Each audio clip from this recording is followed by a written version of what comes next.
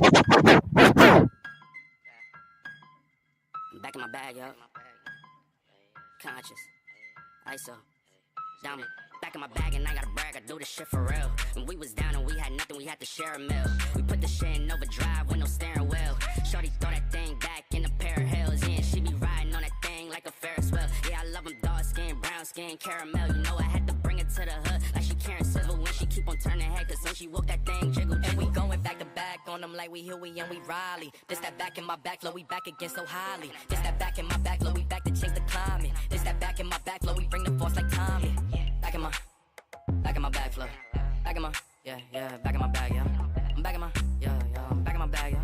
I'm back in my, this my, back in my bag flow. Back again, yeah, we keep on stacking it, what's happening? Everything in Gucci got me feeling like I'm dapper then. Life has been a movie, yeah, so shout out to the cameraman. Pull up to the scene, it's going down like an avalanche.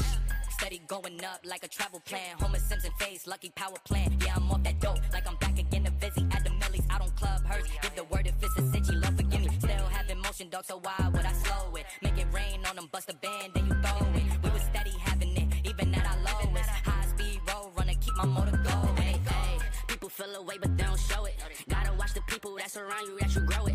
They be coming around you with some plans to steal your moment. Soon as I bust a nut, she be like, baby, where you going? Never slowing down, it's enough to go around. Yeah, you probably knew it's then, but really you don't know it's now. Niggas let it show and tell, but all my niggas know me well. It was either chase a dream or go to jail, but none of us ain't going. Going back to back on them like we Huey and we Riley. This that back in my back, flow, we back again so highly. This that back in my back, flow, we back to change the climate. This that back in my back, flow, we bring the force like Tommy.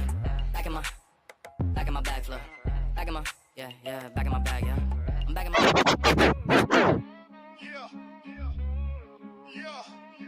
Murray, got the world in a spin. Blades in my hand, got the world in a spin. Javon's knife flicks, let the show begin.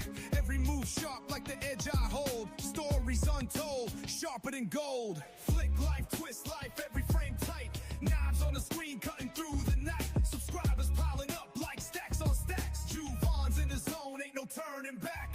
Clicks and views, yeah, they fly like sparks. Knives in the dark, carving out my mark. From ballad songs, flipping to the sickest tricks. Javon's knife flicks, where legends are lit. Every video's fresh like a polished blade. Precision and grind, that's how dreams get paid. Cutting through limits, breaking the streak. Javon on the rise, every fan's heartbeat. From tutorials, fire to unboxings, insane. Content so slick, you won't leave the lane. Blood, sweat, crips stealing every flick. In Javon's world, sharp is the only pick. Flick life, twist life, every frame tight. Knives on the screen, cutting through the night. Subscribers piling up like stacks on stacks. Javon's in the zone, ain't no turning back. Lights go dark, the stream comes on. Javon's here, the vibe is strong. Click and clack, the steel in sight. Every edge sharp in Friday night. Knife flicks dance under the light. Blades that shine and cut so tight. Handles spin and edges glide. Friday night flicks worldwide.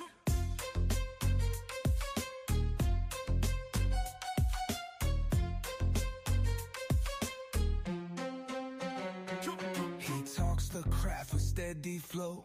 Steel and story you'll wanna know. Flick of the wrist, how smooth it goes.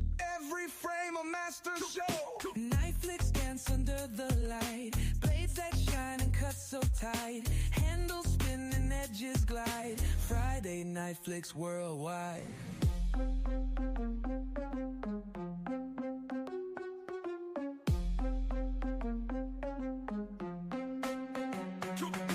Went out because we left a little bit, but are you high on cigarettes? And when that stuff runs out, you gonna wanna make it. Are you high on cigarettes? Let's watch Javon's weirdness and get high on cigarettes. Let's watch Javon's weirdness and get high on cigarettes. Let's watch Javon's weirdness and get high on cigarettes. Let's watch Javon's weirdness and get high on cigarettes. Do you know that you're right or wrong? Do you know that you're right or wrong? Do you know that you're right or wrong?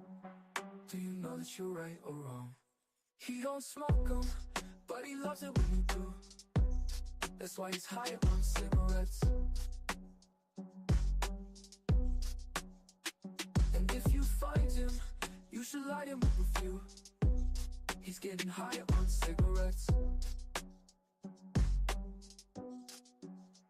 Let's watch Juvon's weightless and get high on cigarettes.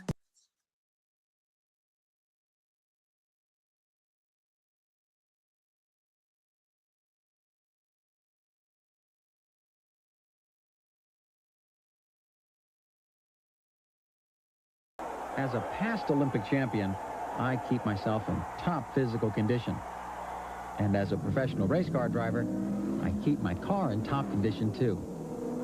That's why I support SmogCheck, California's vehicle inspection program. By the year 1987, it's estimated that SmogCheck will help reduce the amount of auto pollution in the air by as much as 25%. That'll help us all breathe a lot easier. And when your car is producing less pollution, it's probably getting better gas mileage and performing better. The average cost of a SmogCheck inspection is only $20. If your vehicle does need repair and the smog equipment has not been tampered with, you will not be required. This is Bill Cosby. Now that everybody has told you about the dangers of doing drugs, I'd like to tell you about some of the benefits. Just imagine yourself unconscious, making a visit to a hospital emergency room, weeks in rehabilitation centers, nights in overcrowded prisons, spending more money than you can afford.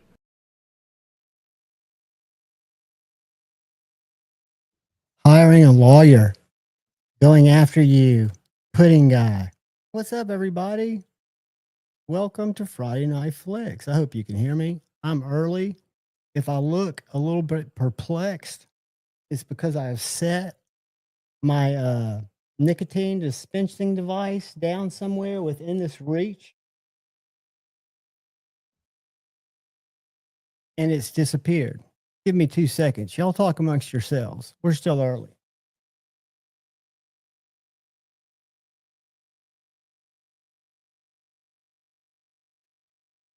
I can tell you that won't last. I will have to find that at some point. And I don't know where in the world.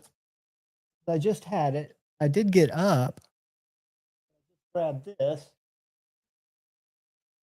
I'm still trying this powdered energy drink, Doobie or Dubby, to see if it's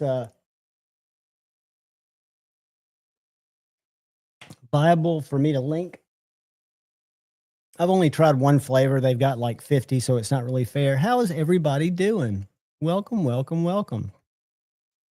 I'm going to start greeting everybody and say, hey, you know, I'm going to do something. I'm going to put on, I'll be back in 1 second screen. I'm going to find this vape so I don't have to think about it. I'll be right back.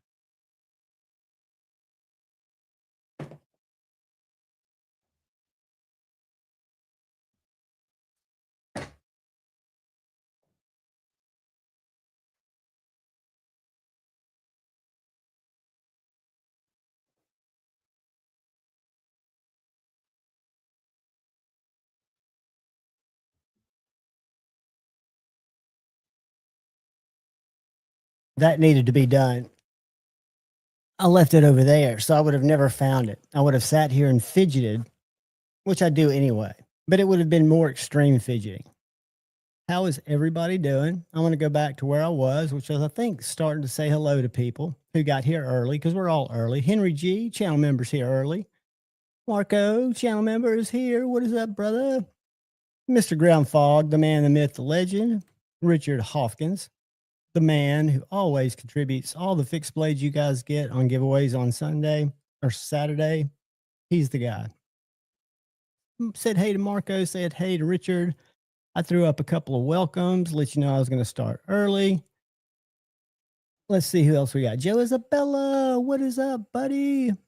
Get ready, my friend. Take your time. I was going to tell everybody in the crawl, you know, grab a drink, grab some tater tots, whatever your guilty pleasure is, and we'll talk about knives.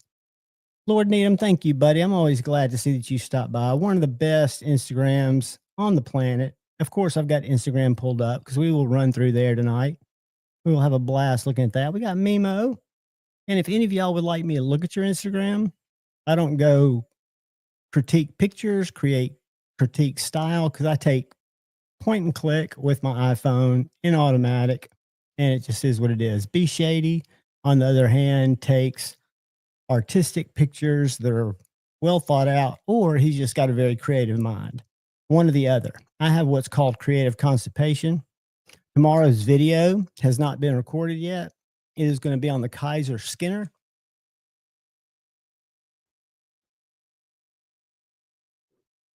Which is also going to be the giveaway knife on Saturday. This knife is very, very cool. It reminds me of a thin, light Hinder half track, because that's what my half track Warncliffe looks like. It's kind of tilted up. Nitro V.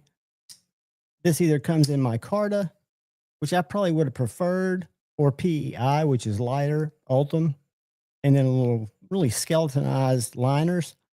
So this is what I'm going to film after the live tonight, hopefully before Stevie starts or after Stevie's over. This will be tomorrow's video, and this will be the folder that goes on Saturday to one of you guys.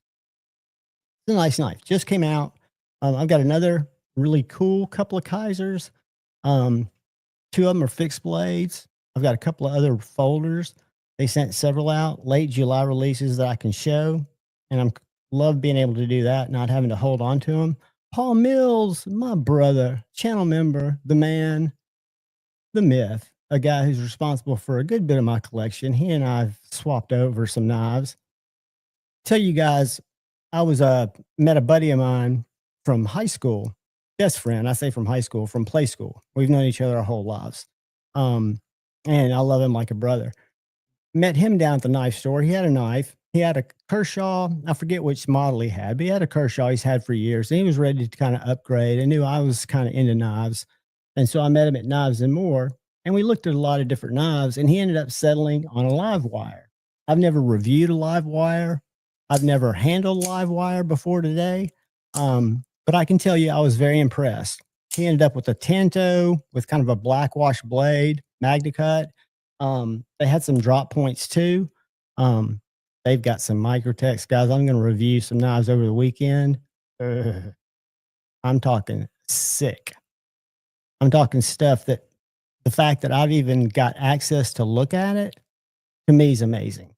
One of the Microtechs, I'm going to say it wrong. I think it's a Combat Trodon. I have no idea what the blade is. It's got a purple blade. It's got some kind of Damascus and something else going on. It's got a Damascus clip. It's well over $1,000, and it's just gorgeous, you know, for people who like Microtechs. And they had two yesterday when they came in. One of them's already sold. He said he'll let me review it if it's still there tomorrow afternoon. Because what I do is I come in when they close on Saturday, and I'll let them pick out 2 or 3 knives that they want to showcase. I'll bring them home. I'll make content with them, kind of show and tell. This is what's at my local knife store because they carry such cool stuff and get a lot of cool trade-ins, plus cool new premier Benchmade, ProTech, Microtech, Spyderco. They get kind of the creme de la creme. Angelo, what is up, buddy? So I met him down there, and he picked up a live wire. Thought he was going to get something totally different, and I just wanted him to put some different stuff in his hand. And I think he got a good knife. I think the live wire is a winner. I know a lot of y'all have tried them. Some of you own them. I think it's as good as any automatic, from shifts to pulses to you name it. I think they're all, yeah, some of them have no blade play, and that's great. But to me, blade play was never an issue because it's not severe in any of the knives that we just mentioned. Mimo, I think I said hey to you. What's up, buddy? Good to see you. I don't want to get behind. Let me scroll instead of just talking about my day. My day was knifey. But I was going to say, my Medford's still down there. My buddy A to Z, who goes with me a lot, several of his knives have sold, but they're a great source for me to sell knives to. I'll take a few down there on Saturday for them to look at to see if they're interested in them, you know, and if they want to talk about trading for something they've got in stock, and they've got some cool stuff in stock. Sobeck Scooter, the man that turned me on to my favorite USA knife company, is in the house, and that was TRM, and that was because of Scott's enthusiasm. And I say that, and I don't have a TRM in my pocket. I'm going to The TRM on the table. First one. I did send a TRM off to Emily and the team today. Little bulldog in 20 CV. What's up, Angelo? Good to see you, brother. They had offered to do a blade replacement because I've got a small hole, which I like. The small hole to me, because I like the way that the nerd, for me, it's just a dimension thing. And I've been TRM guy since really the nerd. And now I have an Atlas and I appreciate that size hole, but they made it almost twice that size now. So they're going to do on my 20 CV a blade swap. And I said, I appreciate that. You're welcome just to send a blade. I'll be happy to do it and film it. I don't think they're going to be offering that. So I don't think they wanted me to do it, which I understand. But I love this knife. I'm not a bar lock kind of guy, but the river lock, which you'll find in the Bulldog and in the Shadow, the two TRM knives that aren't liner locks and or frame locks. The ergonomics on this, the thickness, which is just a little bit thicker than the Neutron. It's about the same length. The blade's a little bit thicker, but it's still so slicey. Such a good worker. I'm a big fan. Again, it's not a hard use knife. The knife in my pocket today, I could go out and pry out tent stakes. It's my Hinder flipperless Eclipse, which I love this knife. It's also a favorite. It's not my favorite, but it is a favorite, but it's a totally different type of category knife. For me, this is 99% overkill most of the time that I'm opening the type of packaging I open, where the TRM is just about perfect. I love this knife. I'm not taking anything away from it. It was in my pocket and will go back in my pocket, but TRM is the shit. And Sobek Scooter was the man that turned me on to them, and I will be forever indebted to him for that find. And all you guys, I mean, every live that we have, what's going on, Drew? Good to see you, friend. Every live we have, I usually learn about a new maker, a new company. That's why I like doing our little Instagram run through. I'm going to show you guys again, Deerlick Forge and Dustin Driver, two that I looked at again today at Knives and More. They're local makers that make super cool stuff. I've got two of Dustin's fixed blades. My buddy A to Z has one of his folders. Amazing. And we'll just look at some cool stuff like that. Hey, it's the Johnsons. What's going on, guys? Or gal, or guy, or gal, or both. Great to see y'all. We've got somebody in here. Hey, man, I hear you. What's up? Welcome, welcome. We're talking knives and lives. You're welcome to hang. Math and strategy, dude. I am a digital ninja. That's the business I'm in. And I'm just here to hang out. And Kick is a restream. So I appreciate it. I'm here for the few guys you see in this chat, a couple of girls, and we all hang out and we just chill. We're actually a pre-show for a much bigger show called Said Faction. Ed, what's going on, buddy? Stephen Wallace, good to see you, friend. I'm scrolling, trying not to miss anybody. If I miss anybody, y'all please let me know. Again, every week, and I'm not going to complain about it because I watched people complain today on other type of content that I watched about StreamYard changing, and it has. There are different things. If I'm not careful, I can actually time out somebody from StreamYard where I used to have to, not that I would, but you'd have to go to YouTube, you have to be in there as a moderator to do anything like that. So hopefully I won't accidentally click on somebody, put you in timeout. If I do, I'll find you. Blade Shooter, what's up, brother? Welcome, welcome, welcome. But we should have a great night. I think we might have a maker stop by and show us some cool stuff that they've been working on. Probably a couple. But we're just here to hang, talk about knives. I haven't gotten anything. I say that. I don't know if I've shown you guys these two knives, Reifs, R-E-I-F-F. They're USA made. I discovered them at Blade Show 2 years ago. This is the F3, which is a small, little limited edition, not the F3, but this particular blacked out version. Little Magna Cut, full size. When I say full size, the handle is full size. When I think of an EDC fixed blade that I stick in my back pocket, which is how I carry this, you'll notice I put ulti clips on this one and the next one I show you, but I have not tested it yet. I look at this more of a small bushcraft, but it's a wonderful knife in G10 and Madden to cut. Again, I haven't done much testing. It's very sharp. Came with a really neat sheath that had a couple of positions. You could hook it up and wear it horizontal with a little bit of dangle to it, or you could wear it vertically. And I just took that off and put an ulti clip on it, slide it in my back pocket.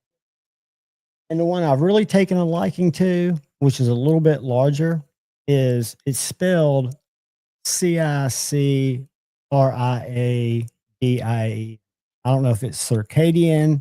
I don't know what the actual name of this is, so I don't want to pronounce it and sound stupid. But they make it in a clip point, and they make it in a sheep's foot.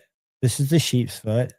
It is a little thick, what I would consider a small but a hard use little hiking knife, little camping knife, little EDC knife, little work knife if you're cutting roofing materials, carpet, things that you really need to bear it down on, because I haven't done a review on that to see what the blade stock is, but it's very well done, very nice. What I would consider kind of a linen-y micarta handle, but they're different choices on the handle, but it just feels like one of those knives that you can really, really grab and hold. So I look forward to testing this some. And for me, is not testing like Nick Stasa, who I recommend everyone watch Nick Stasa. If there's a knife that you're interested in, how it cuts, and he happens to review it, he is probably the best on doing controlled cut tests. I cut cardboard and things like that I normally cut. And then I can tell I've cut with enough knives to tell if they've got a good factory edge or not. And I typically will sharpen them. But I don't do the hardcore testing. And I don't come back and say that knife didn't feel good under a stone, because knock on wood, I've not had that happen yet. Ironic thing, I've got an old school Ace Biblio, the first Ace that I had. It's a carbon fiber liner lock in M390 that everybody complained about. It was super soft. You couldn't sharpen it. It was horrible. Mine took a very razor sharp edge, hair popping edge. It's still super sharp. I don't know if it's the heat treat. I don't know if it's my expectations, but I have not had a knife that I've sharpened that I've come back and said, this is just crappy. And I've never felt like I needed to amend a video. So, and a lot of them get out of here to you guys without ever getting sharpened. For example, this guy, it right now is a laser beam because I cut with it on the unboxing. And I'm sure after I do all the testing with it, because it's so thin and it's Nitro V, it will be just as sharp. So this one won't be sharpened, but it'll go to one of you guys Saturday. Full size knife, a little bit smaller than the Pair 2, a little bit longer than Bug Out. Those are the two knives I kind of use as a comparison. What's up, the Maroney? Good to see you, man. Who else have I missed? Drew, I think I said, hey, I hope I did. I'm saying hey to you now. But yeah, so I've got a knife that I'm super excited about coming in. And hopefully I'll have it next week and show it with you guys and share it with you guys. I did get, and I asked for this. I reached out to Wubin because I'd seen these little lights. They're called, I think, an E6. I've got this little Wubin, my E3, which I don't have turned on. It's a good Hannock light, but I use it to light up Jason back here. Show off Burnt Relics work. But this is their, I want to say it's the E6. I've got one in my pocket. Let me just grab it. The white one is like a 9th anniversary of Wubin. But I carry a Focusrite. I carry a Canadian-made light, a nicer light, but I also like inexpensive lights. And this little guy right here is, I want to say, 25 bucks with what feels like an aluminum housing. and it's got a little light that's 300, well, not 360 degrees, but you can turn it 180 degrees. So you can have it from straight on light to turn it to face either left or right. And it also has a clip that you can move around the side, which means you can mount it on your hat a lot of different ways. It's got a magnetic base. So if you want to use it I used it the other day to take pictures in a white box that I have, just because I had two of them and it was a good bright light. So what it's got is it's got an RGB and it's got this dial on the side where you can dial through different colors. I don't really use that, but it's there. And it's also, I guess, a good SOS thing. And now that I've got it, I won't be able to get it to the white light.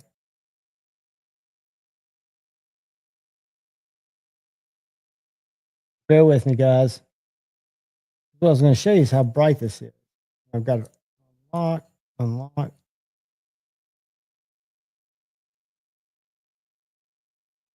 Right now it's on police mode.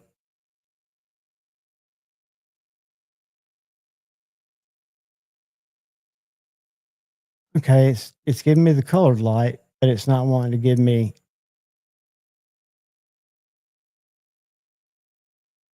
What I'm doing is user error, so I'm going to go to this one and see if I can get the white light on, doing the exact same thing, but hoping that I'm set to the white. Nope. I don't know if it's a short press.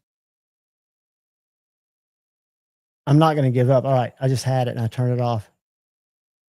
But what's cool about this little light is, like I say, it's like 24, 25 bucks. You can check on Amazon or you can go to Woobin's site. And it's, for me, it's very usable as, all right, so here's the actual white light. And it is a white light. It's not yellow. So I can turn this and I can adjust the clip. So if I just want to wear it as a, look at my lawnmower and fix it at night, which luckily I don't have to do because I've already kicked its butt. But it's got this dial where I can dial it. The blink lets me know it's all the way up. At its brightest, I can turn it down to like right now it's just super, super low, like if you were going to read in your hammock or something. But I'm impressed with it. I did my review on it and think for what it is, a little aluminum light that I've not gone out and torture tested, because usually I don't torture test stuff, but it plugs into a USB-C, seems to have very good battery life, and less than 25 bucks. Find them on Amazon. I don't have a special link or anything. I just wanted to check one out. They sent me a couple. I think it's really cool. We'll probably have one coming up in a Saturday giveaway, but I love lights. I carry this light probably 80% of the time.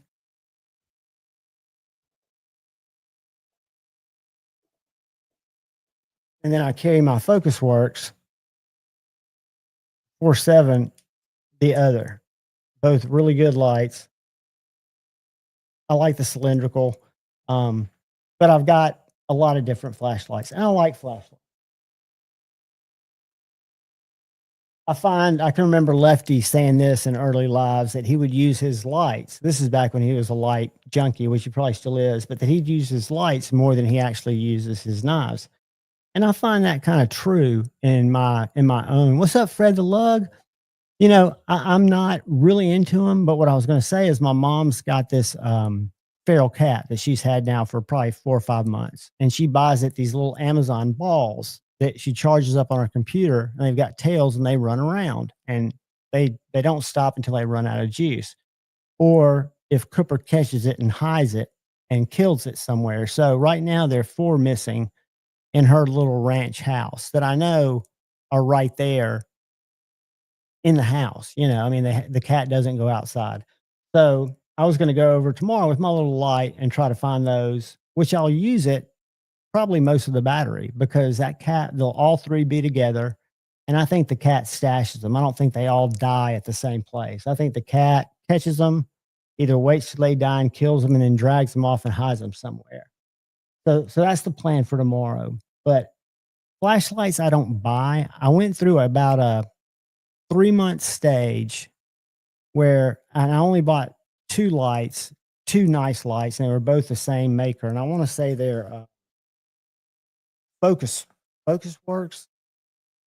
They're both by this company. They're not, and there are other light companies that I was looking at, but they were like $100 or $200 more than I was really comfortable spending. So I kind of got 2 of these with the different emitter and different finishes, and I like them both. But I just didn't feel comfortable spending personally that kind of money on a super expensive light. I am personally a huge fan in the Rovivons from Amazon. I buy these. I have no relationship with Rovivon, but these, what I love about them is you can push one button and it turns it on. You can cycle through the different adjustments. I've got a tiny titanium one. I think I gave that one away. Then I've got this one and a big titanium one. And then on my keychain, I've got a little plastic one. They all work the same and they're very economical. They're just good lights. I know they're not custom American lights, but I like it. I like a couple of my Olights. And I've got a Nightcore that's got a similar form fashion to this that works very well. This is a light that's just got a regular little flashlight and a black light on it. But it's small, it's thin. I won't take this tomorrow to look for those balls because it's not as bright. It'll get pretty bright, but it's a good little light. So I find them handy, but most of the time I'm carrying those 2 lights, one of those 2 lights in my left pocket. Take your time, brother, but I'll carry a fixie in my back pocket. Usually, today I didn't. And I've quit. I haven't quit, but lately I've not been carrying a slippy in my left pocket. I always did, always have. It just seemed to take up a lot of space that I wasn't actually bringing it out to cut with unless I thought about it. So now I'm just usually carrying my fixed blade and my primary folder. Guys, I can't say it enough. The primary folder that right now has my attention, and it's a fluke, is called the Concept Thunderhead, which happens to be designed by our buddy KC, Nice Fast Tempest. But this knife is a concept collaboration. So it's S35VN, titanium, carbon fiber. It has a ting. Whoops. It has a ting unlike anything else. I did a YouTube or a Instagram reel today where you can really hear outside the way it tings when it opens up. And it's a front flipper. It's just got a really tall blade. And it's well under, I want to say it's right around or right under. Let me see how much it is before I quote it. But I've been carrying it. What I like about it is the clip, for one. It's got a reversible clip that just mounts with a single screw on the back. But the blade is really what I like about it. So if we go kind of basic, it's under $200. And when I say basic, I'm talking about carbon, copper carbon fiber. But you can also get these very bougie. The one I've got lists for $196. So this is a knife that's going to be up for my knife of the year in terms of just the ergonomics, the blade shape, the design of it. I think it's just a great knife. But they've got, you know, for $196, you can get it in blue. And I saw Casey showing off some of these 80s carbon fibers that are a little bit more, but they are available. And just a really good knife. I mean, something I'm just blown away with. The other knife that I talked Ryan into buying, he may hate me because of it, but a knife that I think is great, that's very hard to get in person, the original knife, but Edgy Blade Works did a collaboration with Concept. So I've got a Concept tipper, which I picked up for 170. Let me find it. It might have been right around 200. But the tipper, and with a lot of concept knives, they work with a lot of different designers. So you're not seeing a lot of quote unquote concept designs who used to work with Kaiser. They split off years ago. So the quality's there. And I think the quality's as good as anybody's, but they're working with a lot of the designers that are popular in the States. So they're paying attention to what people are doing. I did not know about this knife until said Stevie started singing their praises and owned one. This is the tipper, which new if you buy a custom, and this is not a custom, but this is a frame lock titanium S35 under $200. If I want one of their knives, when I'm able to get one of their knives, I'll gladly pay the $800 or $900 or more to get it. But it's just nice that Concept makes it available in its basic form for such a good price. So I'm a big fan of Concept. I say that just with love because they make really cool stuff with cool people. So does Kaiser. I'm not taking anything away from Kaiser. They do very cool stuff too. As a matter of fact, one of my favorite little knives is the Kaiser, and I don't know how to pronounce it, but it's the Era. It's an ARA. The tipper, it's a great knife. B, there were some mixed feelings, and I can't remember who I had the conversation with about it not being,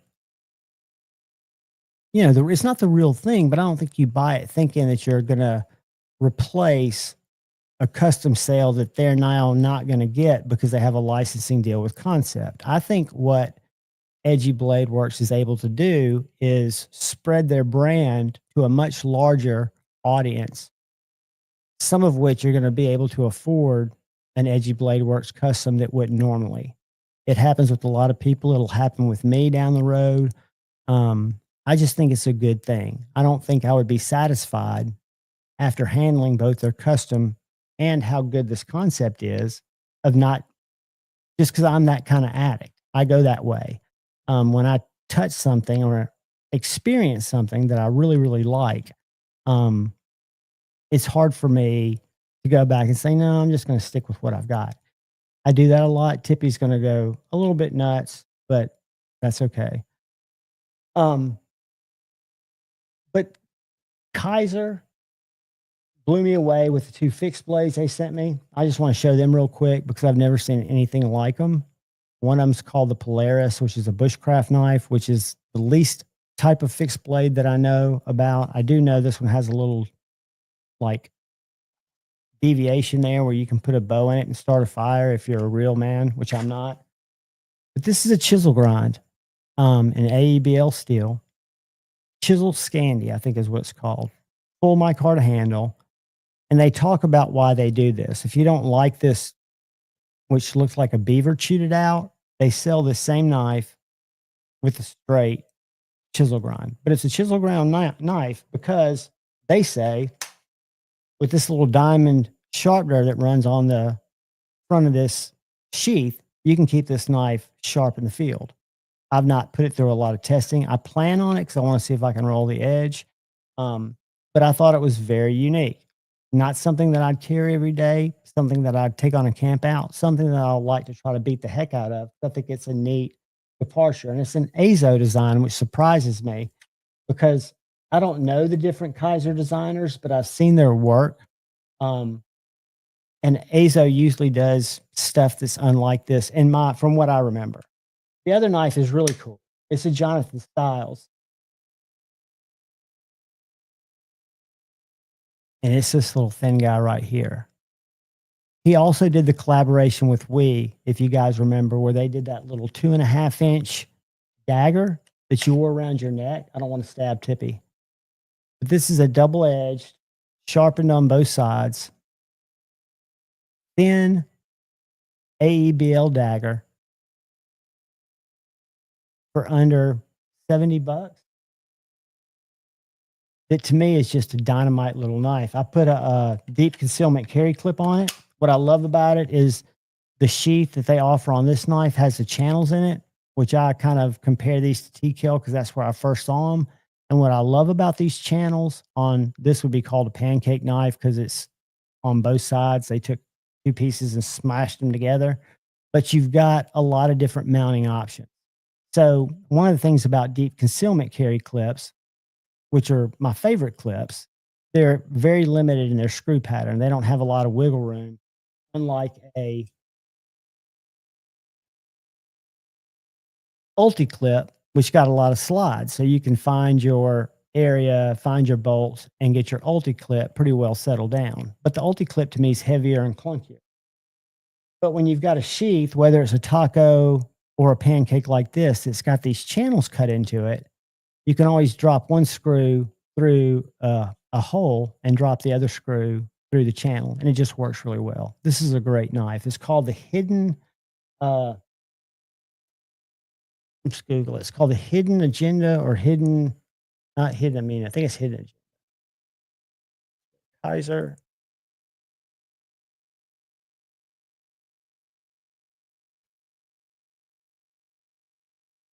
And the other one I'll show you that is very impressive, and it reminds me a lot of the Militaw, but it reminds me of the smaller Militaw, and I've not seen this knife offered in a larger variation yet.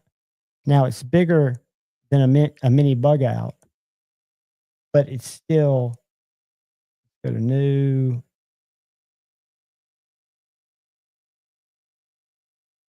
I think it's called the Hidden Agenda. Yeah. You can get an ABL, $65. I'm Sean.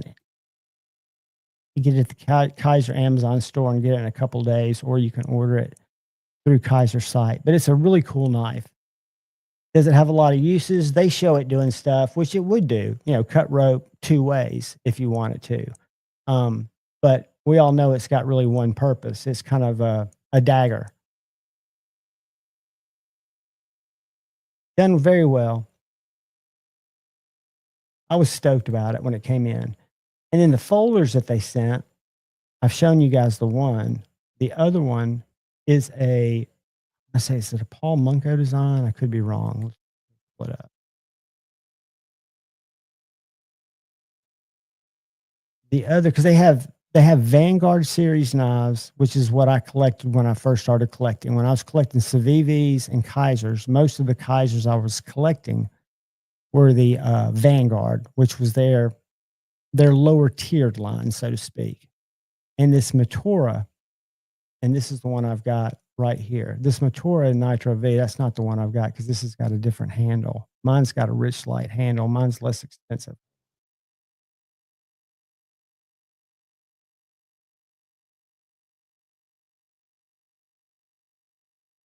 My Matora is not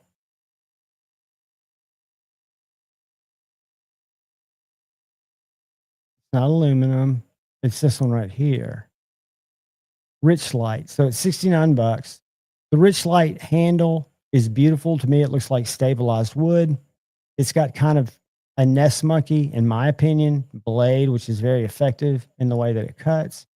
But it's a, you know, well under $100 good knife. Nitro V seems to be what they're using a lot of. It does have the reversible clips. And one thing that they do is they don't give you any kind of tab. When they do the reversible clips, you just got it naked, one side naked where you've got two screw holes. And it's Nitro V. I don't know how good their charts are. But you can go aluminum, which looks to me would be the best choice. The milled aluminum, because it's only $10 more. Micarta or Rich Light. The Rich Light is gorgeous. Deep carry. I'll do a review on that, and that'll be in one of our upcoming. But the one that's impressed me the most, and it reminds me, like I said, of the Militaw, but it's got a different blade, and it's smaller. Whoops. How did I get back to this craziness? How did I get back to this craziness right here? newest. I don't want old to new. I want date new to old.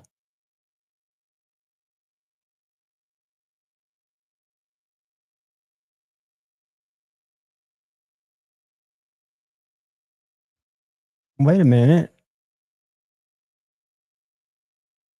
All right, I'm not doing this. I'm going to go up here to the search. ARA.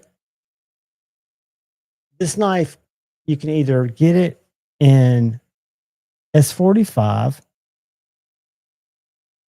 or it's available in crew wear. It is bigger than the mini bird blades. It is bigger than the Benchmade mini bug out, but not by a lot. So it is what I would consider a petite knife. The collaboration between Munko and somebody else. It's a liner lock, an internal, it's a well done liner lock. But what I was going to show you guys, that's the one I've been messing with. They've got one, and I thought I was losing my mind the other day. This one's in crew wear. So they offer one of these in crew wear. It's more pricey because it's also got, what's it say? It's Jonathan Stiles and Paul Munko. Damascus and titanium. I don't know if that blade is. But it's a really cool knife. It does not have a flipper tab. It does not have a front flipper. It's strictly a grip it and rip it type of knife. But it works well. It cuts well. I'm kind of a fan of it. And it's been a while. It's probably been since Maddie's Kaiser or the little, what was it called? What was the little flipper Kaiser that was so unique that looked like a Spanish razor? Began with an M. It was gold colored and had ribs on it. That knife excited me too. But it's been a while since a Kaiser design because of where my brain has been in terms of knife collecting. And Kaiser's done it lately. They've put out some bangers. Concepts put out some absolute bangers. And I was trying to go through my collection a little bit before tonight. And I was hoping Maddie'd be here because I was looking at my most awesome small fixed blades and I always catch grief for my little chickadees. And I know it's all in good fun, but this is a 20 CV chickadee. I want you to look at the edge. I put that edge on there. That's not a Kyle Coonley edge. Micarta handles, but the form and function of this little knife is damn near perfection. So for all the haters out there, I don't blame you. I don't hold it against you. But the little chickadee is a winner. I don't know why. I've carried these both as pocket droppers, and I've got a couple of Oak City slips or sheaths made for these. These knives carry perfect with one strap right to the right of my belt buckle, cantered down a little bit so that it sticks up a little bit. That's how I carry them. They're absolutely fantastic. Now, B Shady's got the knife that I really want, and we need to go start jumping around on Instagram, the Hail Mary. The Hail Mary's, is it 6.5 inches? How big is the Hail Mary, B Shady? Just off the top of your head. You don't have to measure it. Is it 7 inches? Is it? I know the chickadee's 5 inches. I want to say the Hail Mary is 1.5 inches, 2 inches bigger, but it's not a big knife. Hey, Mr. Johnson's, have a great weekend, buddy. Thank you for coming in and hanging out.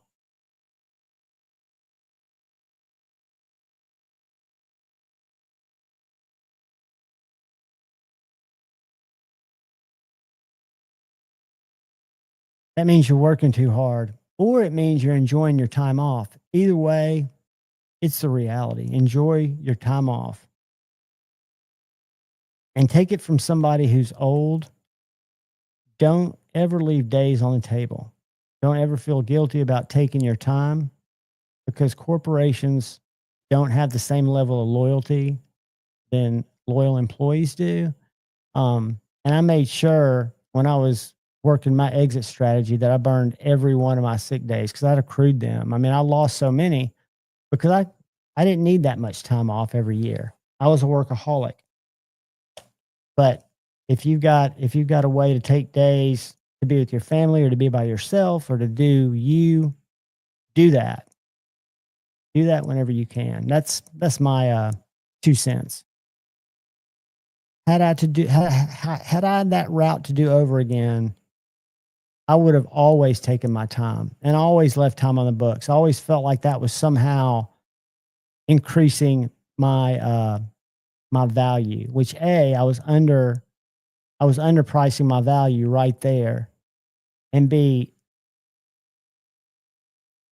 Scotty, it makes all the difference in the world. And I've had this conversation, and my buddy A to Z, we've done a couple of tests because I don't think it necessarily I think it makes the action better.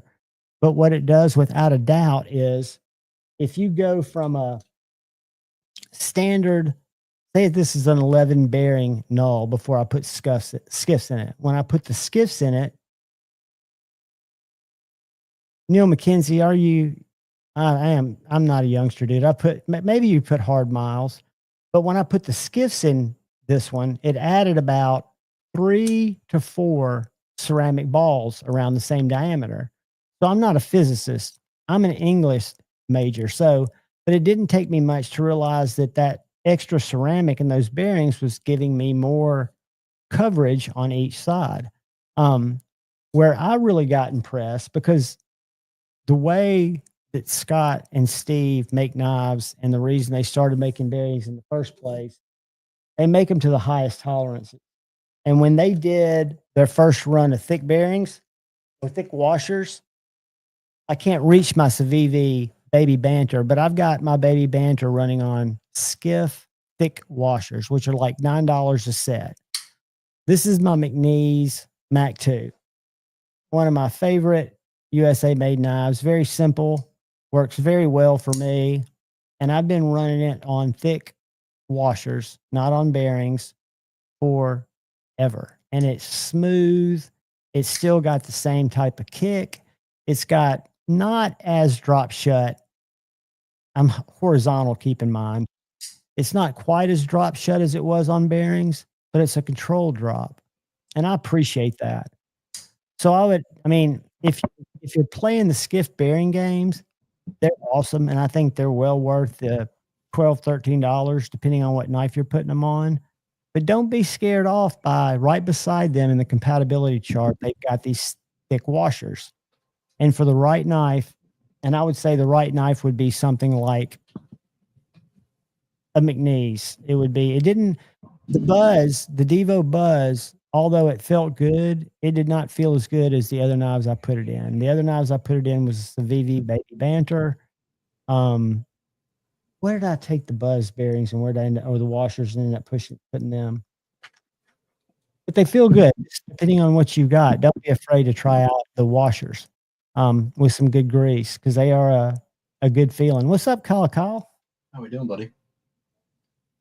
I'm doing good. I don't know if you heard me say I met my high school buddy, actually my best friend from preschool on. He's here for a reunion we had tonight. I didn't know what was going on. I'm kind of glad because I couldn't have made it anyway. But they're doing a 30-year reunion and he's in town and he'd been wanting a knife. So he went out to Knives and More, my local knife store. And I'm glad I did, dude. I saw some knives, 3 of which, if they don't sell them tomorrow, I'm going to get to review. If anybody's in the market for Sabenza 31s, the dog pattern, the dog handle one, and they've got a bog oak. They've got, what's the one that's the real light material that sticks up kind of high like the bog oak? It's the most rare according to them. It's their fake ivory that they do. I can't remember, Ivorite or something like that. Well, you know what I'm talking about. It's kind of it's kind of a creamy color. Yeah, there's different types of that by different names. So, but it's basically a fake ivory. Well, they've got probably 5 Sabenza 31s down there for a very good price. I don't know what they ended up settling on, but they've also got, which I would love to have if I had the money, they've got an Nkosi. John, the store owner who also mods knives, bought an Nkosi from the guy that brought him in. It's a freaking what do you call it? A harpoon. Why can't I think of it? It's a what do you call like the hinder harpoon blades where you've got the? I need to find one. Harpoon Tanto, the Spanto. No, it's got this right here. What do you call that when it kicks up? Yeah, that's your thumb going into the harpoon. Yeah, so it's a harpoon. So You're talking about like in Singo blade? It's an Singo blade. He's wanting to grind it. I mean, he's got the capability. I mean, he's a master knife maker guy. He's like, but it's going to be my knife. We're like, dude, it's going to kill the value. Plus, it looks great. He goes, I just never liked it. I love the knife. It's the first one I can flick. That's why I bought it. Yeah, but I really think I'm going to grind that down and make the swedge all even is what he was showing us. But there's a lot to be said to making it yours, right? Just over 6 inches overall. God, dude, that's the perfect size. That's 1 inch longer, a little bit more than 1 inch. Uh-oh. Tippy just went across the soundboard. Hopefully y'all can still hear me. What's up, Scooter? What's up, Richard? Knife Nut, Be Shady, whoever else I missed. I can't believe those are 6 inches. Let's look at them real quick. Uh-oh.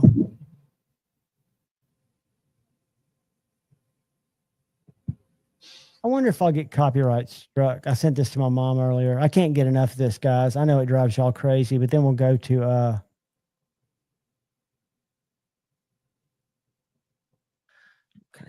let's say it, man. Can I say something to you? Yeah. I'm not the president of Asians. I seem to think that you seem to think that I'm their leader. Like every month there's a gathering, right? And I get all this information from people. Yeah. Right. And then I go out to the world. I'm their spokesperson or something. I don't know what the fuck you're talking about. You're like Kim Jong-un. No, I'm not Kim Jong-un. You're like a smaller version, like Scam Jong-un. How do Asians feel about Trump? Well, I just think go ahead. On those is like he even has Bobby Lee's mannerisms in his mouth when he's talking. And there's an app. I've been seeing it that you can make any app sing to you. And I don't know if it's the dialect of, it's almost like a little Theo Vaughn or a little Bobby Lee, or if you've seen Andrew Santini, this is Doobie. This is the company that sent me a tub of that stuff that I can't decide if it's giving me energy or just slowly killing me. I'll keep y'all posted. But what I wanted to show you was, well, for one thing I wanted to show you was this. Hey, Neil. I didn't even know you're here. This is probably not your thing, Kyle. Nick? That's Damascus with a hunting pattern in it. This guy is in, I want to say, Rogersville, Alabama, and he makes all these slip joints. I reviewed one. The tolerances are insane. By hand. He doesn't have any special, whatever machinery you would use, anything modern. He makes them, I don't know what type of jigs and machines you use to make a slip joint, but that's what he's using like they did forever ago. And they're priced under $1,000 for a handmade knife that I can't imagine how long it took him to make. And when you look at the blade steels like CPM 154, now Pocket Metal did not see the, and I can understand that. He didn't see the traditional, he thought that they weren't very authentic. It's his interpretation of what's authentic. Because there's so many different ones out there. Correct. But to be able to put, evidently, talking to the guys down at Knives and More, and you guys are probably like, well, of course, it's more difficult to do this than a flipper. I've heard the opposite, but depends, I guess. I don't understand. Like, how would you get those? Are those bent or are they cut on angles, those blades? To go in there like that. Do you see what I'm looking at? They're still straight, but they got spacers in there to keep them in line. But like this one's jigged out. I see what you're saying. See, I would never want a knife. I was always a one blade guy. So if I was going to get a slip joint through my slip joint journey, I was gifted one that I'll always keep that has multiple blades, but I'm a single blade guy, and he does a lot of those too. But he makes his, I don't think he makes his Damascus. But anyway, we were going before that to look at who. Let me know if we see Kathleen, Dr. Drew, or Andrew Lyons tonight. Keep your eye out. I've not seen Kathleen yet, but who was I going to show first? We were going to go look at somebody. I jumped over here, show their knives. Well, we'll go to Edgy because I forgot who it was. But we're going to show off this knife.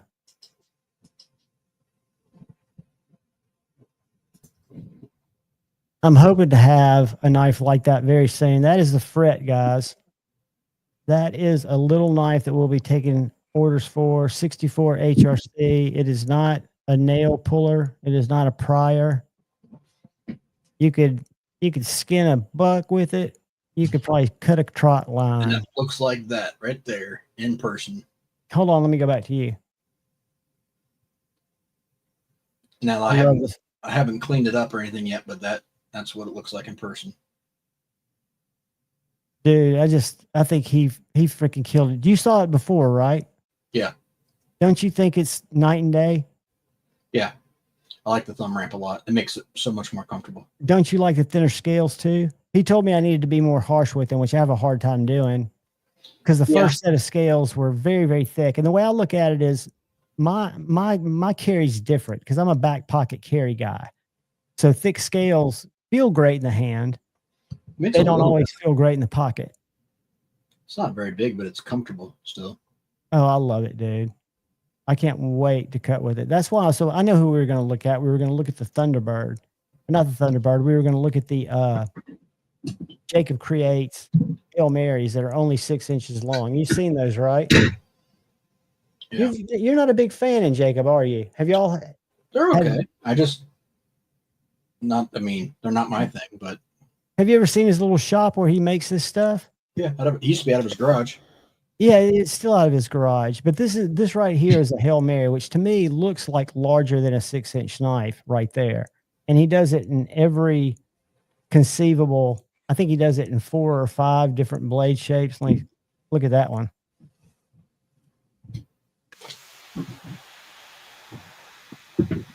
And don't say sea snake or I'll throw up. Knife nut. He was asking about. He said we need a longer handle.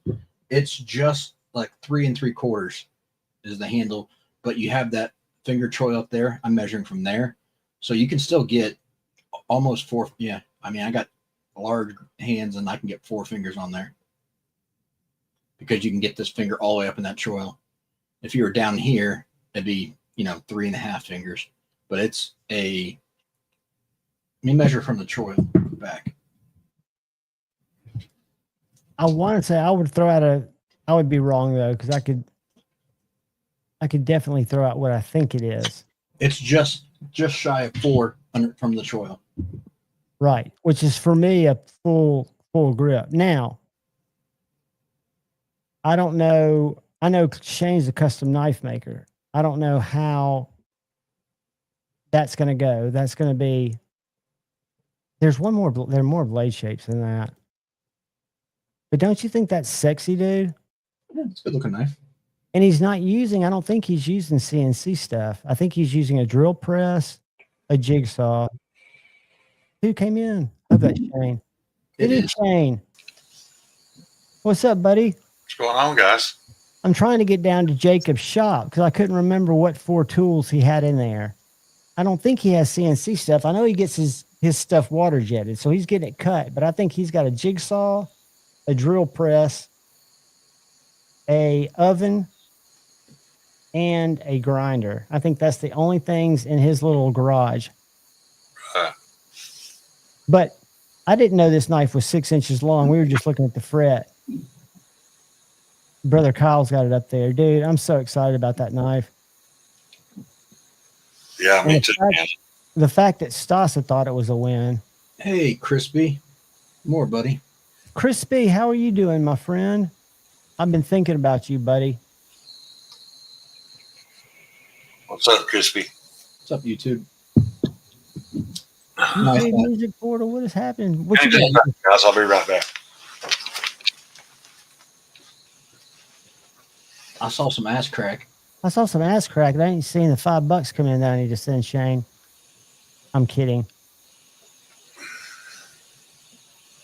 We need to keep him. We don't need to encourage him. There's no ass crack. He just has a back in a hole. This is true. I know you heard that. Yeah. You didn't have to shirt up if you're not comfortable. Did you? Probably worn the heck Oh, out. no, I was just a little. My room is the very first register on the HVAC system, and I keep my door shut so the air doesn't get out of here to get to. It stays about 8 degrees cooler in my room than it does the rest of the house. What I'm getting at. Neil, what do you have coming? And is it coming from somewhere like Sweetwater, or is it a custom? Because sometimes a rescheduled delivery on a guitar is not a bad thing if they're treating it with love. USPS has sucked this week. I had 2 packages that have been delayed. One actually showed up a day early, but the other 2 were supposed to be here already and they're not here. I had one that was supposed to be here tomorrow that just miraculously moved to Monday, and it still says on time moving through system. And I'm like, wait a minute, for 4 days you were going to be here Saturday. Yes, we can answer that. What guitar, Neil? Because FedEx usually does a really good job. And what I hate, and I used to be before I got into the knife game, and it wasn't Sweetwater. Sweetwater was part of my addiction, but it was mainly this company. It was where I was first introduced to they had an in-store pay-in for, where if you had a good credit card, a Cozart Telly, sweet. If you had good credit, I could buy $1,000 amp for a $250 payment every 2 weeks, which is how I was getting paid. So I built my ultimate pedal board, got a practice amp, was buying just shit I didn't need, right? Luckily, I fell into the knife hobby so I could buy shit I didn't need here and meet all you guys.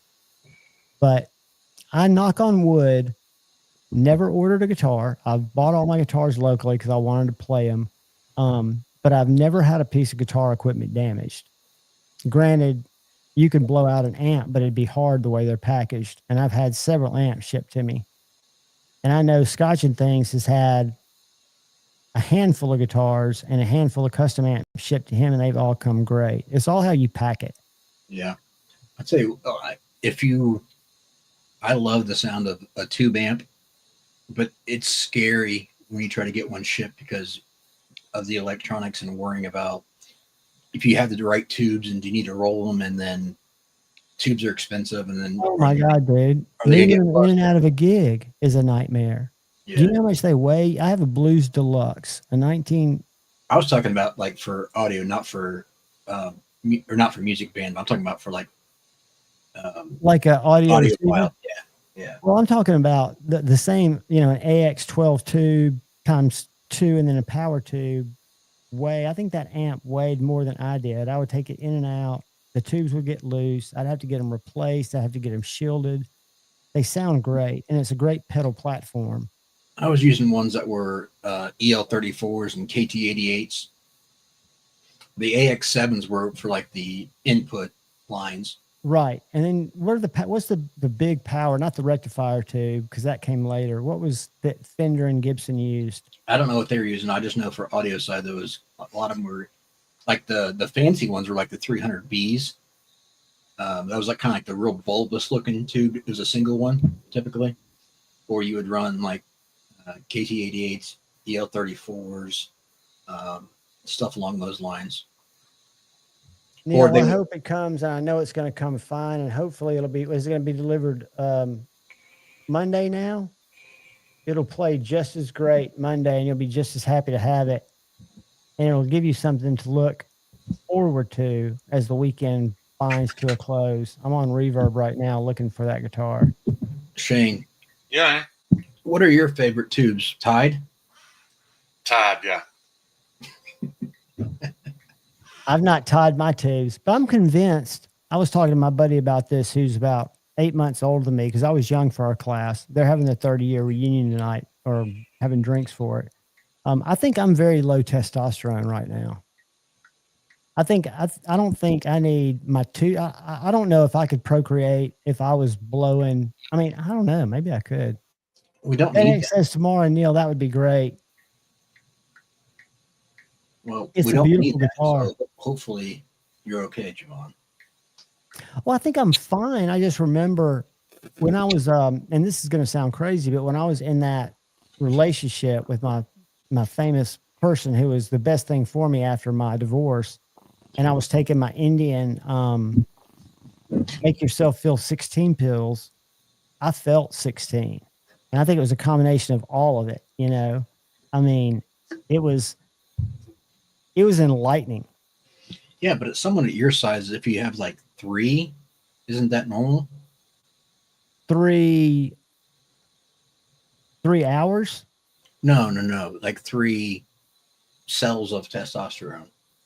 You're a You little know, guy. I don't know what my full load was, but what was weird is I was always, and I think testosterone has something to do with your craziness and your scrappiness and your going after being a horn dog. And I was always kind of all of those things to where I felt like Testosterone is genetically what makes you a man.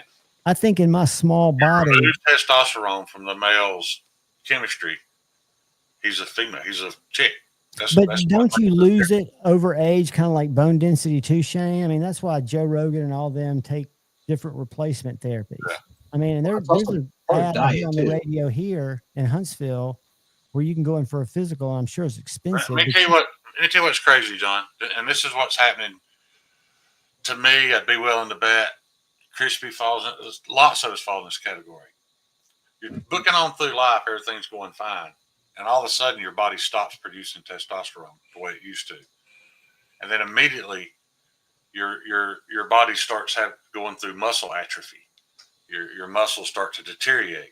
When your muscles deteriorate, it changes your metabolism, and your body doesn't process insulin the way it's supposed to, and you become diabetic, and then you end up with heart disease. Everything wrong with a man is because his testosterone dropped. The problem is once you get lethargy. This is the problem. Once that stuff starts happening to you, they will no longer give you testosterone because it thickens your blood. So here's the question. Would you rather live to be 65 and be a fucking man the entire time? Yes. Or live to be 80 and spend the last 30 years of your life being a fraction of what you're supposed to be? Let me tell you something, guys. That's your options. I'm going through it with one of the most used to be proud testosterone laden asshole attorney who raised me. And he always asked me why I'm so defensive. And it's because every time I come in, he'd put me on the stand. He is a shell of himself, and he's as healthy physically as he could be. But as you age, there are other things that happen to your brain, to other shit. And it's all related to those. I mean, I think testosterone is huge. I think if you lose your desire to get out and be active, that's the worst thing that can happen. And it's for me, not just the mental effects. Like I said, when your testosterone drops, it changes your metabolism, and that's why I walked around at 380 pounds for years, strong, healthy, energetic. But then when that testosterone dropped, my metabolism changed. My body no longer processed sugar like it's supposed to. I became diabetic. Don't get me wrong. I probably could have. And doctors think it's more of a risk to put you on some kind of regimen because of the blood thickening. Right. Now that I've had a heart procedure, they want your blood to stay thin. So luckily, my testosterone is just barely within the limit. It's just right above the minimum threshold. So should I be rubbing it out less? Or does that make it, when I'm rubbing it out, am I creating fresh testosterone, or am I just totally depleting myself and making myself a little shell? No, because when you quit rubbing it out, your body realizes that you no longer need that, so it produces even less testosterone. The worst thing you can do is stop. The worst thing that could ever happen to me, and Kathleen, if you're in here, I apologize in advance. We're not being dirty. This is if there ever becomes a day where I don't find a set of beautiful breasts, I will think that it's old age fully set in. I don't think that day will ever come. Yeah. It was interesting. I had to go to Sam's today because Costco, because that's where I go to my pharmacy after I go to my psychiatrist. And I saw everything from the 35-year-old that works out too much, that her husband's got to be nervous, to the dumpy 55-year-old. And I was thinking, maybe my testosterone's not too low. But then I wasn't about to go. I mean, I found out. You have spikes too. You know, just like women do with their libido. You have spikes.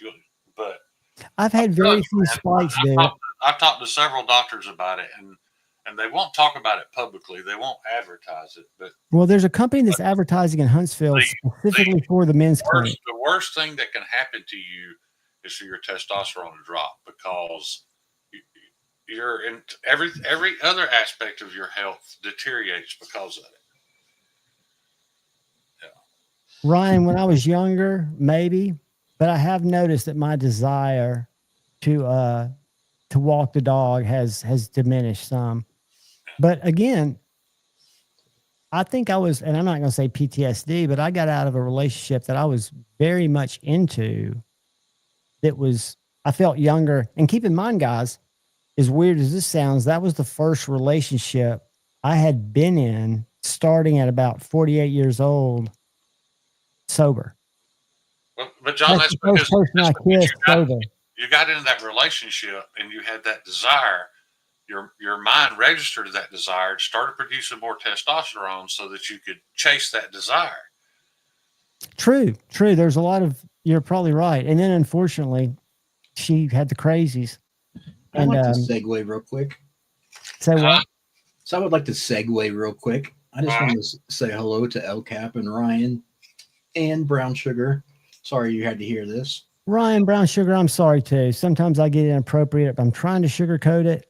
And by I don't think you've gotten inappropriate, John. This is men's health stuff. This is stuff that we all men's health stuff's important, because I'll tell you something, and I won't get into his details, but if you're healthy now and you're over 40 years old and you don't go to Optimize You and get blood work done and maintain your testosterone levels, you're killing yourself. It's going to happen.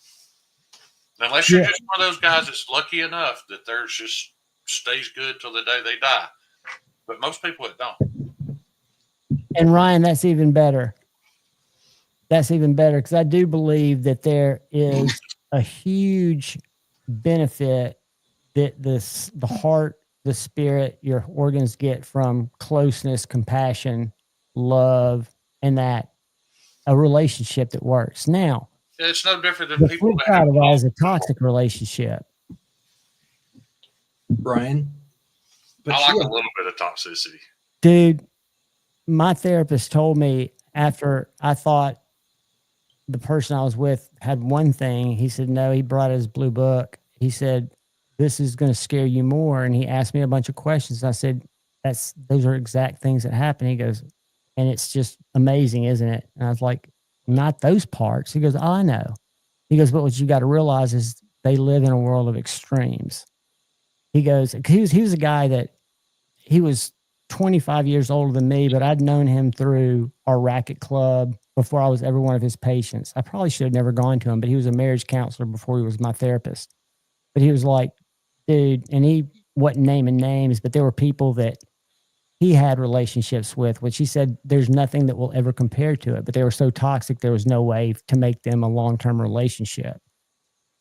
You know, so that's what draws somebody like me, who's a weak moth, to that very dimly lit flame. Hey, Ryan, since your wife has multiple dogs to walk, which one does she pick? Which one she wants to walk? Just whether or not you're being an ass or not? And Joe Isabella, the answer to that is no. We were never meant to live. What's up, JoJo? We were never meant to live to be 80 years old. It's never happened in the history of the world until now. The world can't keeping us alive till 80. And the world can't contain it, can it? We're supposed to be. I mean, I look at when one of my grandfathers died too young at 51, and they said it was a heart attack. But I look back at it. He was an MD who was kind of high up in Huntsville. He was what do they call it? An eye, ear, nose, and throat doctor who played poker a couple nights a week, liked to drink, and they probably had access to medicine that would make them go to bed after a night of poker so they could get up and go to work, which he probably didn't wake up from. Right. I think that's more likely than a 51-year-old's heart giving out. And my grandfather. Yeah, but again, you're talking about extremes, John. I mean, there could have been, there's a little something wrong with all of us that could end this Oh, earth. sure. I'm just talking about on an average as far as the male species. We weren't But meant dude, to be 80.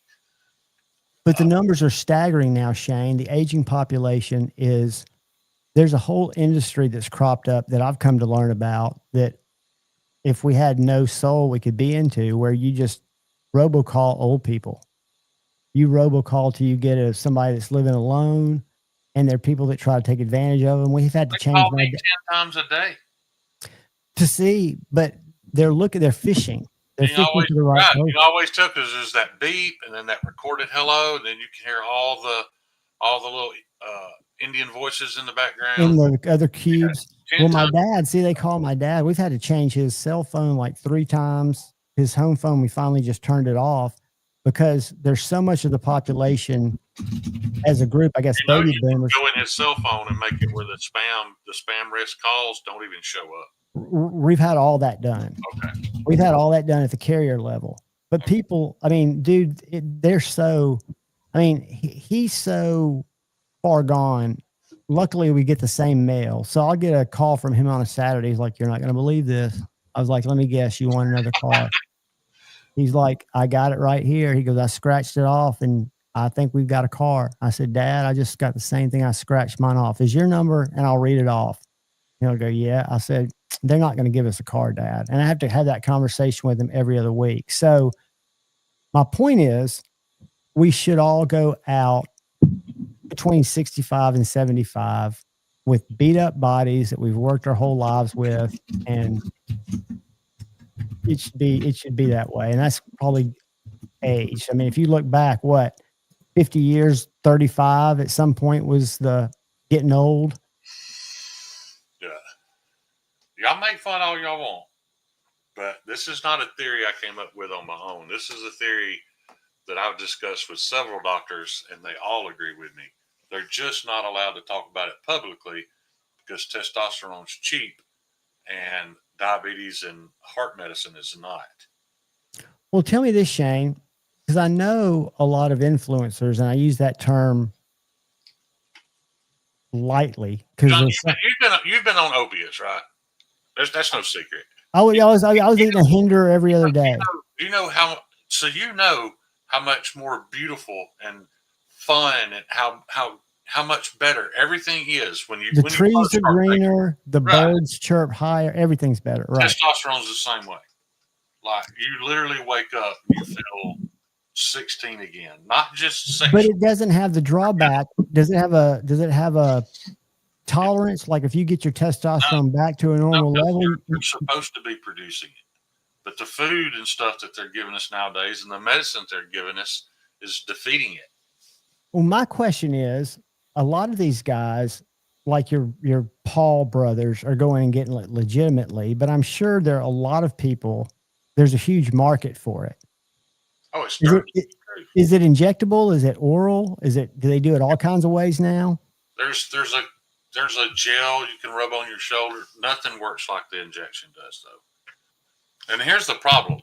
If you're not afraid of needles, the best way to use it, and I'm not talking about overusing it. I'm talking about using a normal dose, is to microdose and inject every day. Because the problem is you go to the doctor, they give you a shot. That's what Brian Callen does. You don't feel anything for about 4 days. And then all of a sudden, boom, man, you're good again.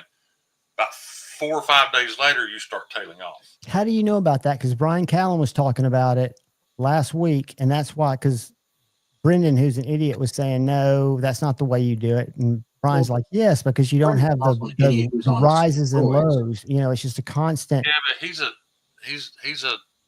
douchebag. Gorilla. They're both. You're talking about Brandon or Brian? Yeah, he was a douchebag on steroids too. Anyways, HRT is good if you do it under the care of someone, but just don't go out there and. You have to understand what testosterone is, though. Do y'all know what testosterone is? Cholesterol. It's cholesterol. And they started this lie years ago saying that cholesterol is bad for you. The sugar industry did. You can look into all this. The sugar industry paid these doctors to say that high cholesterol was the leading cause of health issues when it wasn't. It was sugar. And so everybody gets on cholesterol medicine. All cholesterol does is destroys your testosterone. Well, my ads are going to get very interesting because I went and I took this quiz. This is the men's clinic. And if you talk about energy and stuff like that, go through it. I have very, according to them, low testosterone. And they've got, and you can go in here and kind of read a lot about it. If you don't want to go to a doctor, that's what I don't want to go to a doctor. All you have to do is go online and go to Optimize You, the letter U. Optimize You. And they'll handle everything for you. And they're not trying to make you a bodybuilder. They're not trying to make you abuse anything. They test all these levels that your doctor won't even test. And if you ask him about them, he won't even know what you're talking about. Shane, what I was getting at was do it under supervision. Don't just go out there with third party. I think it's supervised. It's not something you want to shoot up behind the 7-Eleven, man. It's right. Like I said, this is not just about sex. It's about no, and I'm not looking for it for that. I'm looking for quality of life. I want to feel like going out and doing things that I used to do. I'm not looking for. When I first got on it, I'm not on it anymore. When I first got on it, my testosterone had bottomed out to nothing. And when I first got on your surgery, hang on. The first thing I noticed, it wasn't an increase in my sexual desire. It was like I just woke up one morning and I was thinking about doing something, and the next thing I know, I found myself doing it. Instead of thinking about it and just laying there. Instead of thinking about it and coming up with reasons not to do it. Like there was something I wanted or needed to do, I just do it. And it took me a couple of weeks to realize that was happening when I'd spent the last few years not doing it, making up excuses not to do it. And all that led to all my physical health problems. It led to all my mental health problems, all of it. I guarantee you, any man that's going through depression, especially if he's like me, where he has these peaks and valleys, in those valleys, you will find bottomed out testosterone. I guarantee it. How effective do you think changing your diet radically is? Do you think there's anything to that? Because I've heard some people mutter that certain foods are high. I'm not a guy to talk to about diet. I know we're not supposed to eat processed grains. That I know. Processed grains and sugar. Anything in the middle aisles of the grocery store is fucking poison. Ryan's right. Yeah.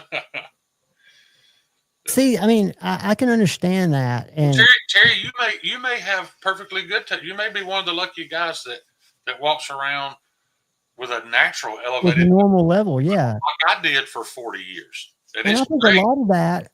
Tell me if I'm wrong, Shane, but a lot of that's probably from keeping a normal, married, sexual, active, loving relationship. Probably contributes to your production of testosterone. You got to be hungry.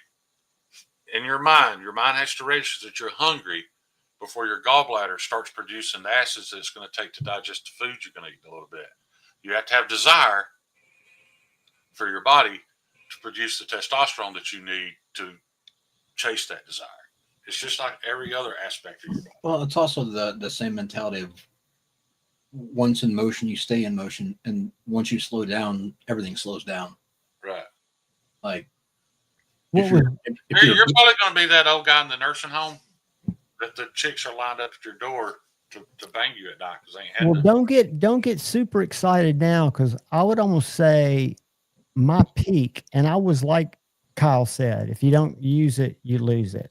I was in a bad marriage, 40, and then I had to wait till I was legally divorced before this other lady would date me. But when I was in my late 40s, my 50th birthday was insane. Probably one of my best experiences ever, but it was a combination of things, and alcohol wasn't involved, which was weird. You guys can't imagine how weird that is. If you've not, and there's no reason to make a jump to sobriety if you don't have an issue with alcohol or chemicals. But I made a jump to sobriety after my divorce or during my divorce. So literally, when I say this was my first relationship without anything to take the edge off, I mean my first kiss, really. It was bizarre. It was a retraining process. And if you want to talk about feeling awkward, that's a great way to do it. But that was interesting talk. All right. Hey, Shane, I sent off my 20 CV Bulldog today. Oh, did you? You know why? Because they're going to be nice enough to do a blade replacement. Have you seen what they've done to the Bulldog? They got feedback from Texas Blade Show, and at Atlanta Blade Show, they had a revised version for people to try. Now, if you listen to Tri-State, he says it was his example or his suggestion, which I told him he's a great person to take advice from, but not all the advice. Hopefully other people were saying that too. But check this out. But that's one thing about Three Rivers Manufacturing, love them or hate them. If the community starts modding their knives or starts suggesting them add something, they're pretty quick to pivot, because they showed this at Blade Show Texas. They had several of them at Blade Show Atlanta. We're supposed to be able to see something? Yeah, I'm going to share it once I get it I didn't know pulled if up. you thought you were sharing it. No, I was just pulling it up. I don't like to make y'all look while I jump around, so I'm going to share it right now. But if you notice this hole,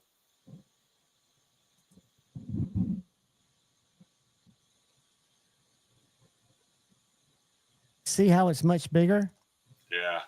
And they put the TRM right here instead of in this little logo right here. Shane, I was surprised. It makes a difference. It does make it open better. But for me, I didn't need it. Yeah, there's no doubt it would work better for me. Yeah, it would. I mean, because this knife with the Riverlock, to me, is a slow roller. And it's pleasurable to do it like that. I mean, you can flick it, but I was going to own an Axis lock knife right now. And I don't know why, because I've already owned one, but I want another one. The only Axis lock knife I have any interest in is that Crooked River. I just don't care for Axis.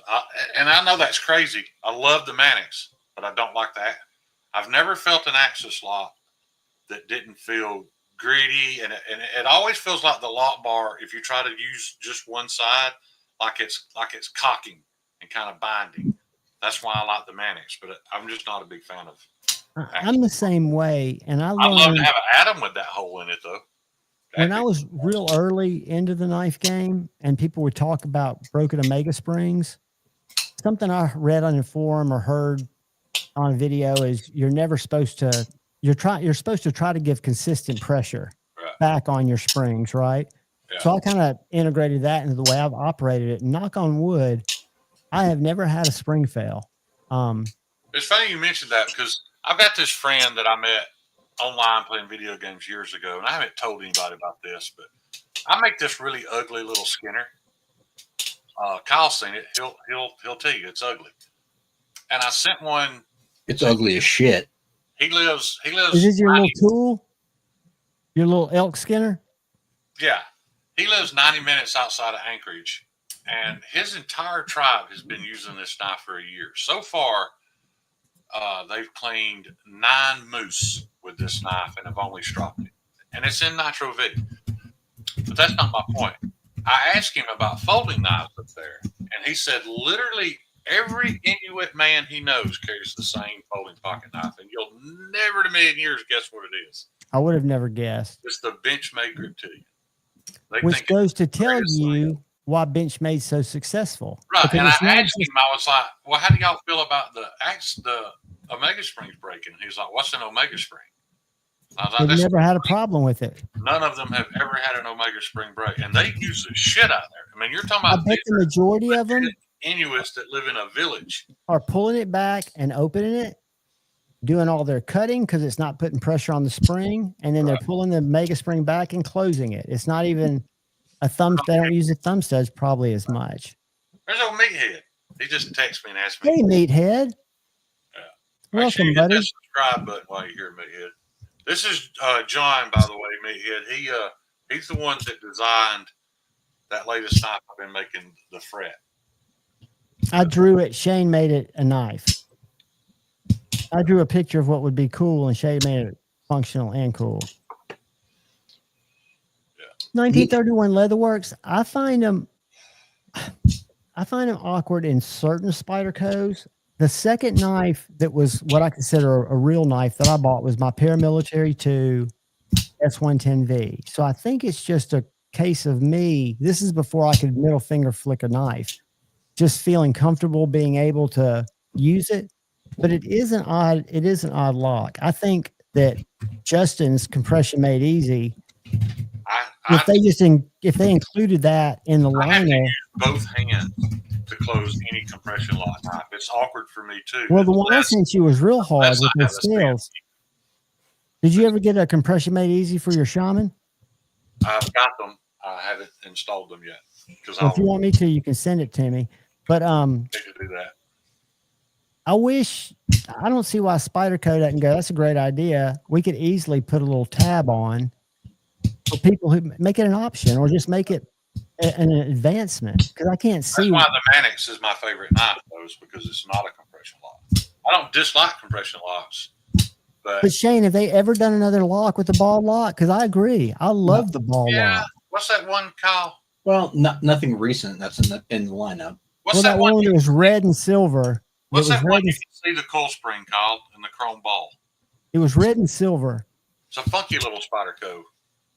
Yeah, it came out about 2 years ago. No, it's been out for a while. They just re-released it a couple years ago. I forget the name. You guys know what we're talking about.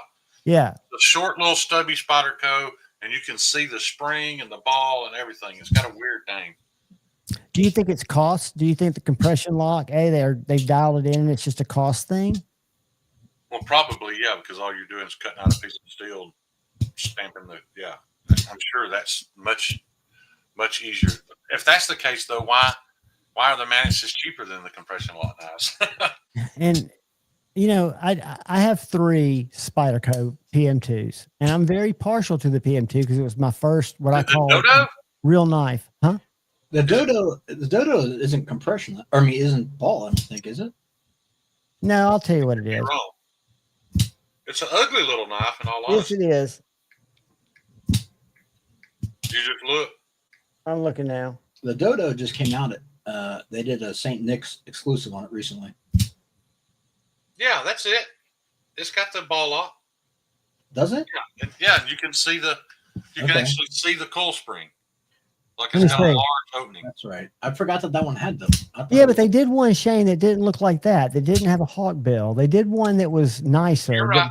That was a Blade HQ exclusive, I think. I remember it. Yeah, they did it in M4 and jade scales. Yeah. But it just seems like a neat a neat lock. It seems like a sturdy lock. It seems like a lock that a lot of people enjoy. And I guarantee you, it tested really well.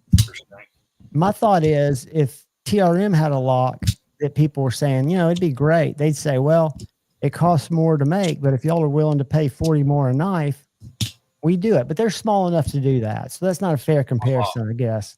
What lock are you talking about? I'm talking about a ball lock. Okay. Like if TRM had a lock that was desirable, that the few people in the community or the community was saying, it'd be great to have another lock done like that. That's why they did the new Tron 2 frame lock, because people asked. And Lee, I don't know if you've met him, but he's the older gentleman. If you went over to TRMs with me, I introduced you to him. He was the husband of Marianne. Yeah. He just comes up with stuff and he listens to his customers. And when they mod stuff.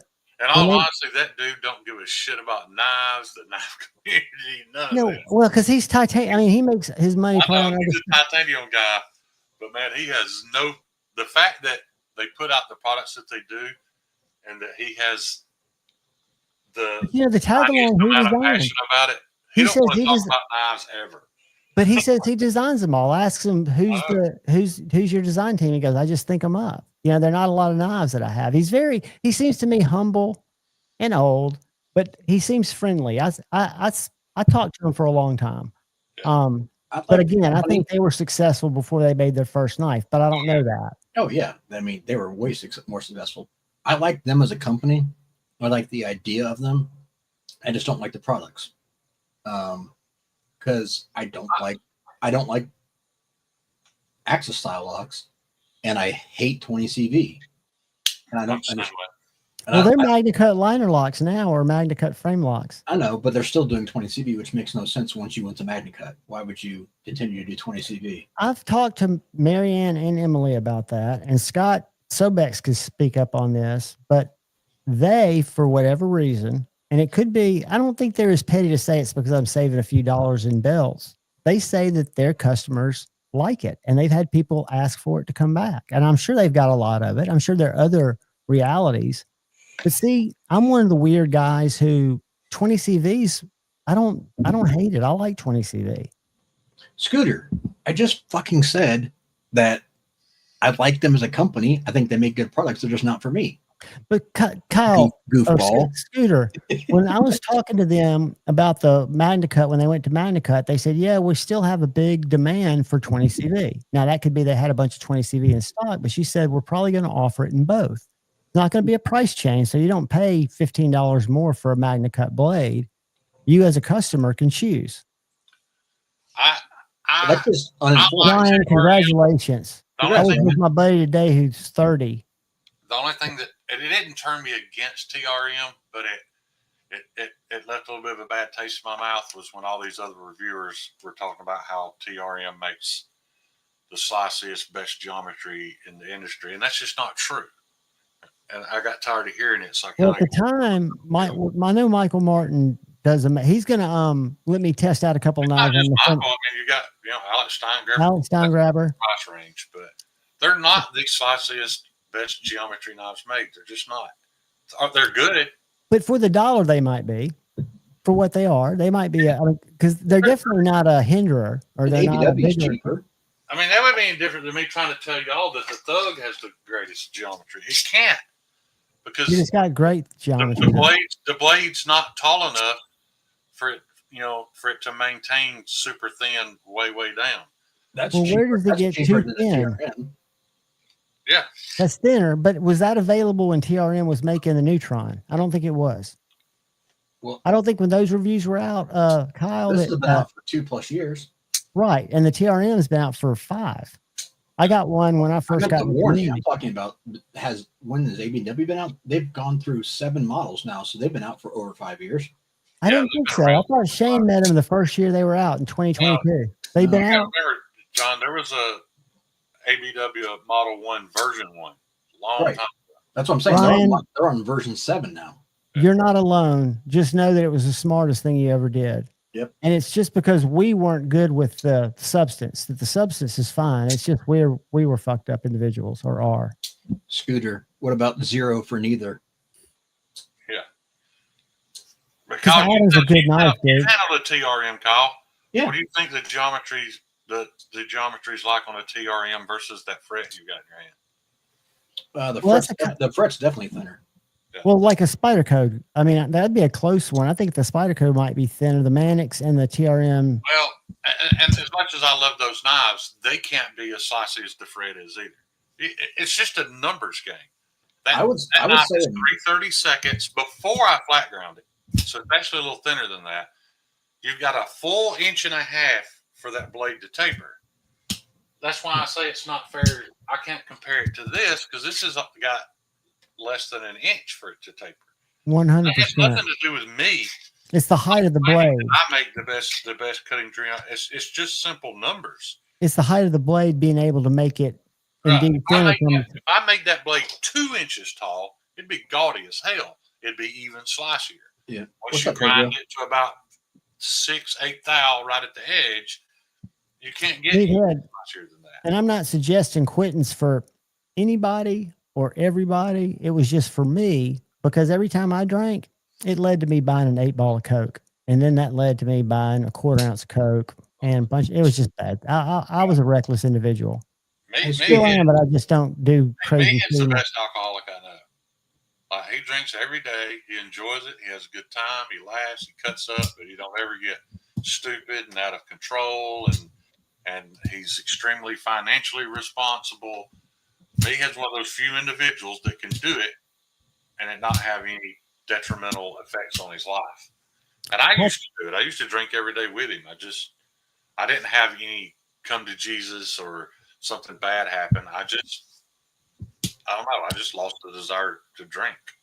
I didn't realize how much I needed alcohol until after I kicked the pills. And when I kicked the pills, I'd been on the internet for years because I was trying to think, how am I going to go to rehab? Because I didn't think I could quit on my own. But I got to a point to where I knew it was going to suck.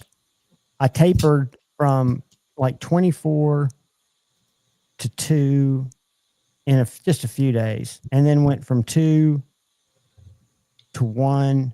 Then I did 2 halves, and I was done. Not again. And my ex at the time was offering them to me, and I had the flu, full on, sick as shit. I got over that using something that I'm not proud of, but it kept my dopamine alive in about 3 weeks, 4 weeks. But sleep, I had restless leg syndrome, which I've never experienced anything like it. You guys might have, but it's when you lay in bed and your legs feel like they need to move. They need to constantly kind of be going. And that was something I almost went to the doctor for that. But after about another 60, 70 days, that went away. And that was enough for somebody as simple as me to think, I just don't want to go down that route. Well, then I just was drinking. Felt like I'd quit the hardest thing that had ever affected me, but I was drinking all the time. And when I drank, I didn't stop. Now, I wasn't an angry drunk. I wasn't a wreck car drunk. I wasn't a break stuff drunk. I was just not a good person. Well, Mayhead brings up a good point. And Mayhead, I understand that. I know why it's that way. It is because you've never not had a lot going on ever in your lifetime. You've never just stopped and let things settle. Now, it's a good thing you haven't, because that's what I did. If you remember, I used to be the same way. Dude, we were nonstop all day, every day. But that's why your gears never quit spinning. You've always. I think that's a good thing if they're spinning passionately. I think we'll have time in our older years to get. I know you can't catch up on sleep, but I don't think you need 8 or 9 hours of sleep, because you look at some of these non-human overachievers and they're not doing it on a lot of sleep. Elon Musk sleeps a couple, 2-3 hours a night. Well, not everyone's also wired the same. Right. So That's true. That's true. I wanted to go back to something real quick. Scooter, I'm sorry if you mistook it the wrong way. I'm not trying to crap on TRM. I even specifically said that they're a great company. I think they're good people. They're not for me. But yeah, I wasn't saying they don't have value or they don't make a great knife. It's not my style. I'll tell you what I saw at Knives and More today that I was not impressed with. Have y'all seen the Work Sharp knife? Yeah. It's an automatic that you can do something to the pivot and make it a manual. God, it's like I can remember Grateful Panic saying it's like a breeze blowing open a screen door. Yeah. And it's like $150 or $60 in what they say is Magna Cut. It's made in China. Not that there's anything wrong with China. Excuse me? I'm just kidding. Math may never be wrong, but that don't mean anything. Ouchie, I don't understand this. Ouchie EDC said, sorry to speak shame to you. I don't know what you're saying, buddy. What beer are you drinking, Ron? You lost me a lot. Ryan's not drinking beer.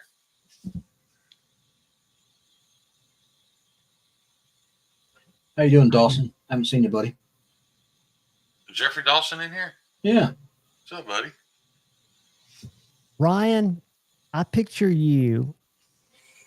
If they made an Atom with a flipper tab, I'd still own my Atom. The thumb studs are the only reason that knife didn't work for me. And I have a feeling, I don't know this, nobody's told me this, but I have a feeling the Atom will be a frame lock at some point. And I do prefer, as much as the liner lock is easier if you have problems. Oh, writing in all caps. Shane was in a chat. When would I see you, Shane? I didn't even think it was you, because you weren't in caps. You were in muted English. Was it in the Honey Bucket? Yeah, that all started as a joke, and I was actually poking fun at Jared Neve. And for all you who don't remember, the reason why I type in all caps is Jared Neve always typed in all caps, and I made a joke about that. that must be the secret why his channel was blowing up, type it in all caps. I'm going to start doing it. So I did it, and then it just became a habit. But I've gotten to where every now and then I forget. I'm on my phone, so I have to hit the caps lock. Y'all pause. I'm going to show y'all a man's man. Oh, shit. Is it that new video of Jared? I'm going live on Whatnot. If you don't know what Whatnot is, it is a platform where you can... You got to see him start smoking a cigarette. Hold on. It's a cigar. Cigar, that's what I meant. Yeah. But he doesn't have the wife beater on. Saturday, July 26th at 8. He is a man's man. It's interesting that you can do Whatnot lives, but not regular lives. You know why? It's chasing the money. I mean, that's Whatnot is just an auction service. I know exactly what it is. If he's on Whatnot, not YouTube, it's because they're paying him more. And I'm not bad mouthing. If he's doing this for a living. Well, he's doing. I thought I was wrong. YouTube, you can do lives and get monetized. Whatnot is an auction site, right? So if you've got knives like Jared has to sell, he's just basically going live using his John, audience. Listen to what you're saying. If you listen to Jared Neve for the past 3 months and you count how many times he said the word whatnot, and you don't think they're paying him, come on. Well, no, I'm not saying they're not. I'm just saying I didn't know companies. I take that back. That many times. I had the first company reach out to me. It was a VPN. It was a VPN company. Have y'all ever heard of virtual private networks? I don't trust them, especially the fly-by-night ones. They're very trustworthy if you go with a reputable one. Well, it seems reputable, but they wanted to see if they could sponsor videos, which is where you'd put up sponsored content, because you do a video and for 1 minute or 30 seconds in the video, you read their little script and talk about how you use VPN from wherever the fuck.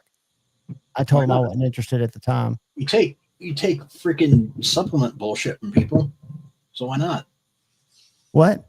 Why not? Because I don't use a VPN. Everything. That's why I'm drinking this drink that is an energy drink that I'm not going to show to anybody till I think it's a good energy drink. That's what I meant. I mean, if you're willing to try something, that's why I was asking. Yeah, but I'm not VPN stuff like that. I know it's.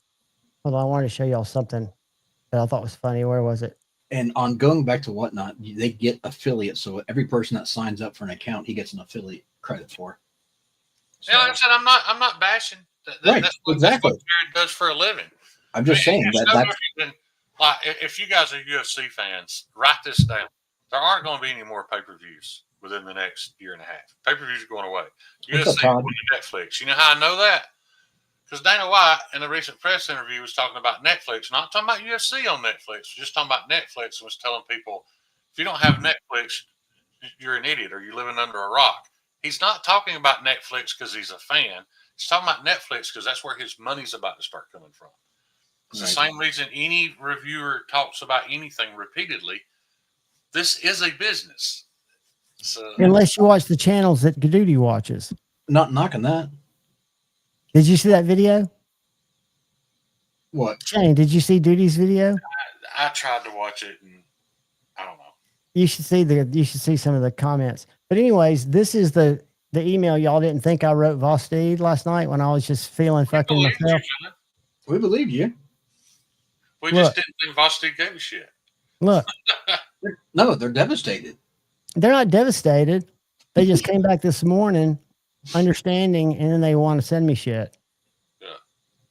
And hey, John, if you can make a few bucks from them sending you current shit, not old shit, then all I do is it's not that I don't have a Vostede affiliate link. I even told them that I sell everything, or I send people to Amazon because that's where I buy stuff. I get it in 2 days and I buy it through the Vostede store because I got banned from Share Sale. Nobody that I've ever talked to has ever been banned from a affiliate service. Somebody did that. Somebody reported you. I know exactly who did. It happened to be one day after I made a quote to somebody who I've not seen since. Yeah.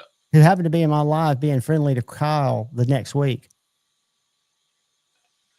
And his name should not be spoken because I don't want any more bad karma coming. Because believe it or not, I have some black hat tactics that I would want to YouTube terms of service have to unleash on someone like that. I call it gay ops. Todd Carr, what is up, brother? Hey, Todd, I still haven't got that last package from the one we talked about, but Shane, I'm not a big fan of Microtech, never have been. But one of the knives I'm going to bring home and review is one they just got in, if they've still got it. They got two, they sold one. It's called a Microtech. I want to say it's Combat Troodon, but it's a special edition that has this super bright blue blade that has a little bit of Damascus in it. And you know how the Combat Troodon has that weird looking kind of Tanto blade? Yeah. Nice, $1,285. It's a Microtech, not a I'm Marcion. not a sharpening expert by any means. I'm sure Kyle can. Dawson, I agree. Feel better than I can. But I've sharpened this Microtech for this guy 3 or 4 times. And I'm not saying this company wide, but this particular Microtech, if you told me this was 3CR, I'd believe you. This is the baby shit softest, worst edge retention steel. Is it that MK, that M390 MK? Yeah. Or, I don't know if it's the MK. I think he had this before that came out. Oh, is that an auto? What's that for the look? It's a stick auto. I just yeah, the I auto. really wanted to like this thing, man, but this steel sucks. Yeah. I've sharpened some of the MK and I'm not impressed at all.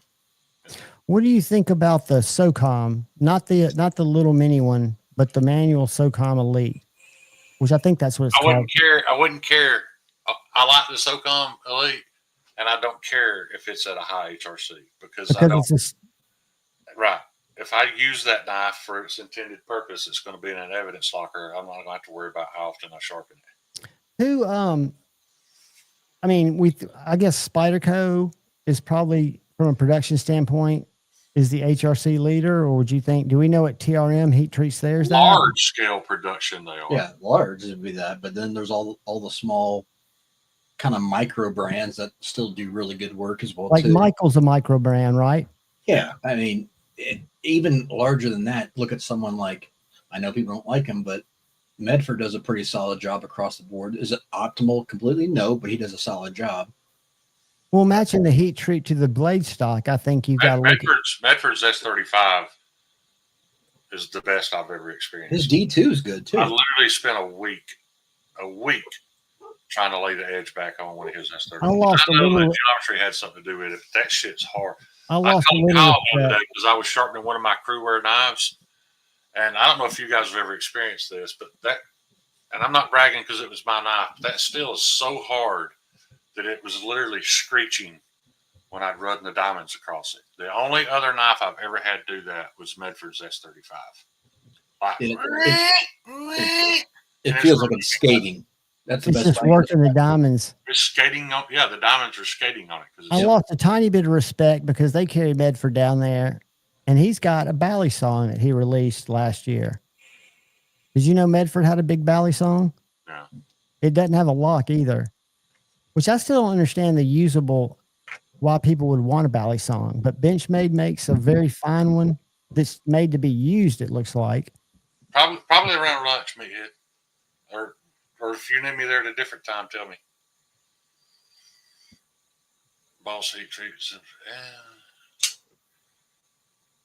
Not anymore. Not anymore, Scooter. They used to be decent, but they're still good at what they've always done. I just don't think they caught up with some of the new steels. Yeah, I mean they're definitely set in their ways. I mean they do stuff okay, but not great. Well, it's like any big company. You can't change on the dime. That's 68. And what steel's that? ZDP 189. And what's the optimal range for it? Around there. Around there? That's 68 to 69. When did you say Shane Meathead said? Unless you need lunch, but unless there's a better time. Unless you need a hammer or something. Isn't that Sandrin you're talking about? That's tungsten though, right? That's not steel. Yeah. Yeah. I saw a knife today that But John. tungsten may end up being the future, but man, they're pushing steels now to where. Let me see if I can find this knife. John, the owner at Knives and More, had a custom knife factory knife that the back spacer, it was two scales, but the scales bent or merged. Have y'all seen that? To the back spacer, to where the back spacer, I mean, it's amazing. Taco design? So say it again. Is it a taco design? I think that might be what it's called. Yeah, Real Steel's doing that now. I think it's interesting.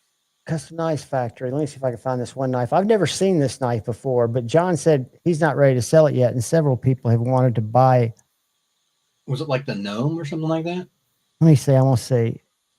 So, like when you're looking at it upside down, the scales are parallel about halfway back, and then they somehow, the machining, because he said he's worked at machine shops, and he doesn't understand how they do it. It gets thicker so that it comes together towards the back side of the back spacer, but it's two just slabs of titanium that are cut that way. So they're discal tapered? Something like that. Let's see if we can find it. What do you think it might be called? The gnome. You look at the gnome. So that's Fred, I don't have the equipment to make a folder, but I am in talks with American Blade Works about that's not it. Okay. So that's the weird thing that people don't realize too, about just because a steel is harder, like at a harder HRC, doesn't mean it's harder to sharpen. There are many more variables than that. I'd rather sharpen something at 68 HRC that's thin than I would something at 60 that's super thick. There's multiple ways to look at it, and even if it is hard, so like the Lamia is crew wear like at 65. Well, the earlier ones were before he went to LMAX. And that's where I've got the crew wear, and it's a thinner blade, but crew wear at 65. That thing takes an edge super fast. I mean, I can knock one out in 20 minutes. John, if you ever get rid of that Lamia and crew wear, you make sure. Yeah, I told you you're the guy I'm coming to with it. Son of a bitch! I called dibs on that a long time ago. Did you call dibs before him? I knew somebody called. One of you two. You guys are like brothers to me. I forget who. Cut it in half. Share it, call. Yeah. Knife nut. Maybe he said the Brat. Maybe that might have been it. Yeah. I've got to talk to Dark Gravity. I sent him a link because I want him to know what that knife's going for to see if he wants it back. Scooter, I do. Every single time I test something. Yeah, absolutely. That's not it either. Okay. Somehow the scales bend No, that's back. the Barm. We're talking about the Brat. Type in the search the Brat up at the top. It's an old one. It wasn't the Brat. I looked at it. Okay. It was not the Brat. It's an older. Because like I said, I've never, and it had a very interesting grind. Ryan, I'll fight you. Had a very interesting grind to it. This is the guy who's getting ready to cut the harpoon off an Emden's on. Who is?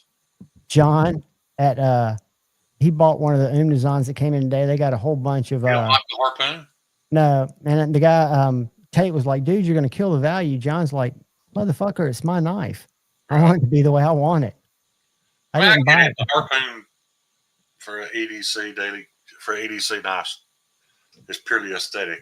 But it looks good. You're right. That's all it's there for. To look and good. It's not taking away from anything in his cutting ability, I wouldn't think. I wish I could find this knife because it's so. He don't want it on there. That's just like all these guys cutting the flipper tabs off their Conigarius. I'm super excited that Paul's getting that business, but the funniest was freaking knife dope. I had to get myself involved in that. That was a clusterfuck. Does anybody remember that? No. I won't bring it up. You already did, jackass. He had a guy, he bought a brand new Arius with a flipper, like I did. And I decided, because I bought mine from Lord Needham. Oh, is that the one that got it back with a different blade steel? Yeah, the guy made a mistake. The guy told him he'd never done one before. Yeah. It was a $20 mod. So he bought a $750 knife, went for a $20 mod, and then bitched because, and I can understand, but, you know, we got to figure something out here. So I got involved, and the guy that brought it to my attention, who I forget who it is in the community, ended up buying the knife from knife dope because it was 20 CV, and he didn't care if it was 20 CV or M390. I know the certificate of authenticity didn't match, but he was keeping it as a knife. Right. But to me, if you're looking for something, you know, at a budget, I guess you don't lose the right to complain. But it's like I got a steal on my area. So I found it in the passenger seat of a Toyota Tundra at an interstate at rest a rest stop. Yeah. Here's one thing too. Oh, John, go back up. That might have been it. That little guy right there. No, it's not it. No, the second row, the one that says 380, right there. This one? No, to your left. The second from the left. That looks like it. A Lamech design to me. This has got a. I'm going to find it for y'all. But keep talking. Here's the thing, though. This looks like it. When you're paying for mods, most often you get what you pay for. So if you're getting a super deal, the brat. That's what we said earlier. But it's not showing the back. That is the knife. It's got 2 pieces of hardware, a killer clip, a beautiful blade. So it's the brat. Yeah. I want to show y'all the back. Check this out. Oh yeah, that is cool. And I swear his came together more. But look at that blade. Isn't that cool? $375. It's a very good looking knife. Yeah, very simple, understated, elegant. He does the tab like Sharif does, which I really love that on his Aurelia. What are you talking about, the tab? What's up, Sierra Rick? I meant the clip. See how the clip's submerged or recessed? Oh yeah. You know, I didn't even notice that on the Aurelia. Yes, sir. Right there. Huh. I guess I just didn't pay close enough attention to the clip. I was so impressed with how it felt. That's what makes the clip so good. Is it slides in and out. And it's got extra room there. Yeah. Huh. Why can't I?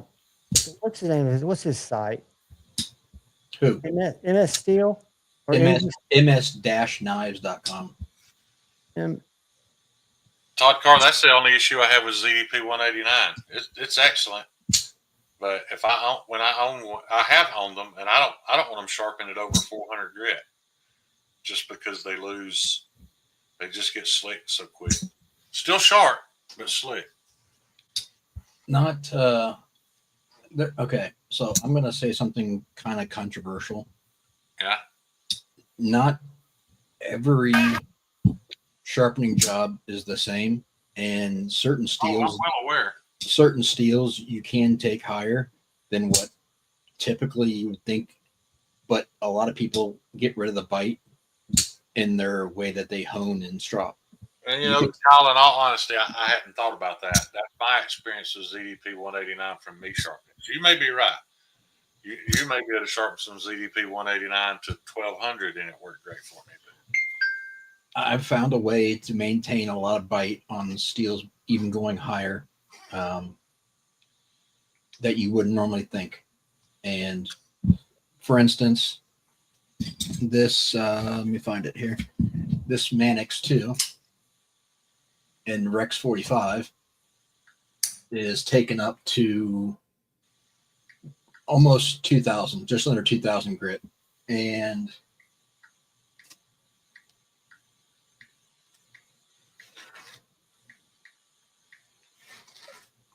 it'll just slide right through paper towel. And it holds that edge? Yep. So it's a matter of how you remove the burr to maintain the bite. So, Kyle, I know you can't tell much from this knife, but it's got a very thin bevel on it, really tall, flat grind. Do you think it's probably set at 21, 22, 20? What would you think? I need to know. Put it up closer to the camera. I have to put it up here. Now turn it sideways so I can see what the thickness is. You know what the thickness behind the edge is? I can measure it right now. Mills, I can do that. Send it to me.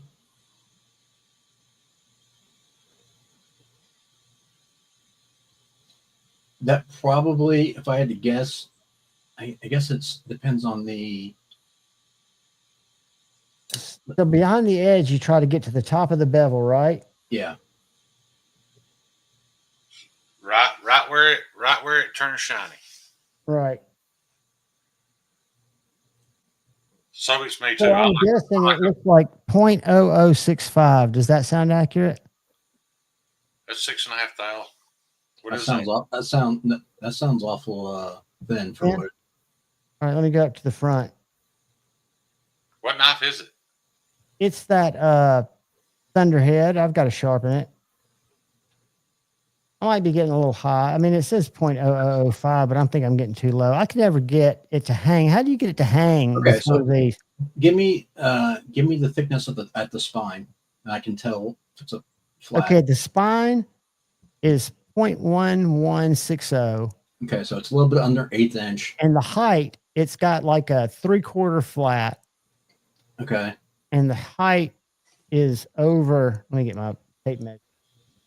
It's probably 15 thou behind the edge, roughly 15 to 20, I would guess. So I would say start at like 22, and if it's not hitting the top of the bevel, then drop it down to 20.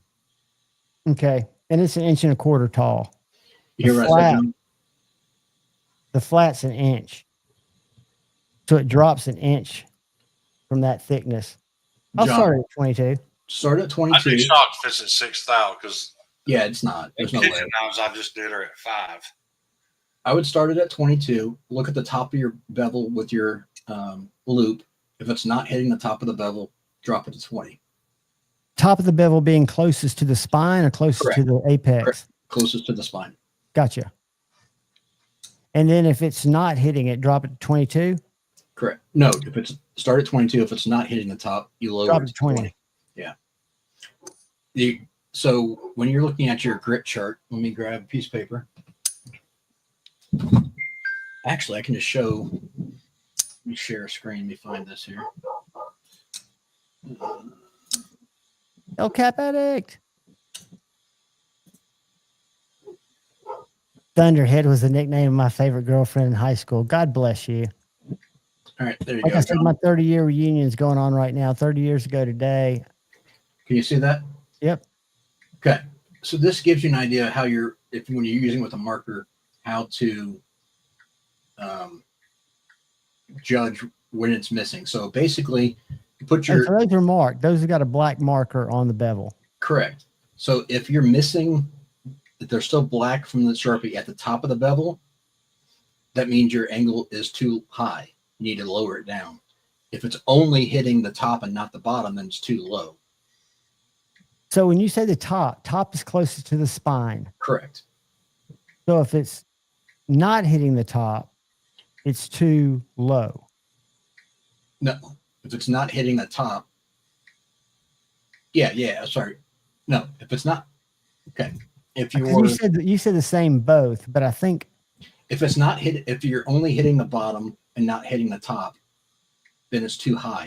You have to lower it down. So you go from 22 to 20. Correct. If it's hitting the top and not the bottom, then it is too low. You need to raise it up.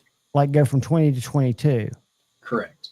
And what's that image, the second figure down, where it looks like you've got it one way at the tip and one way at the belly? That's showing like if you're depending upon going from front to back, from heel to toe as well too. But I was talking about just the basic grip pattern from top to bottom is how you're. And if you're sharpening from heel to toe consistently, you shouldn't run into any of those other weird issues unless the grind's terrible to start with. Yeah, and that's if you're trying to level something out to balance it. So if you're way off on one, you can spend more time to get it to match the bevels a little bit better. So. Well, after I film the Skinner, I'm going to sharpen this knife. I think I need to clean. I think it's got tape on it more than anything else. Well, but I haven't sharpened anything in a while, and I'm in need. I'm in need of some sharpening therapy. So that's what I was getting at earlier was like Speedy was saying, he stops at 400. Typically, you're looking at, because you're looking for a bitey edge, and if you kept every knife at 600 grit roughly, you'd be fine.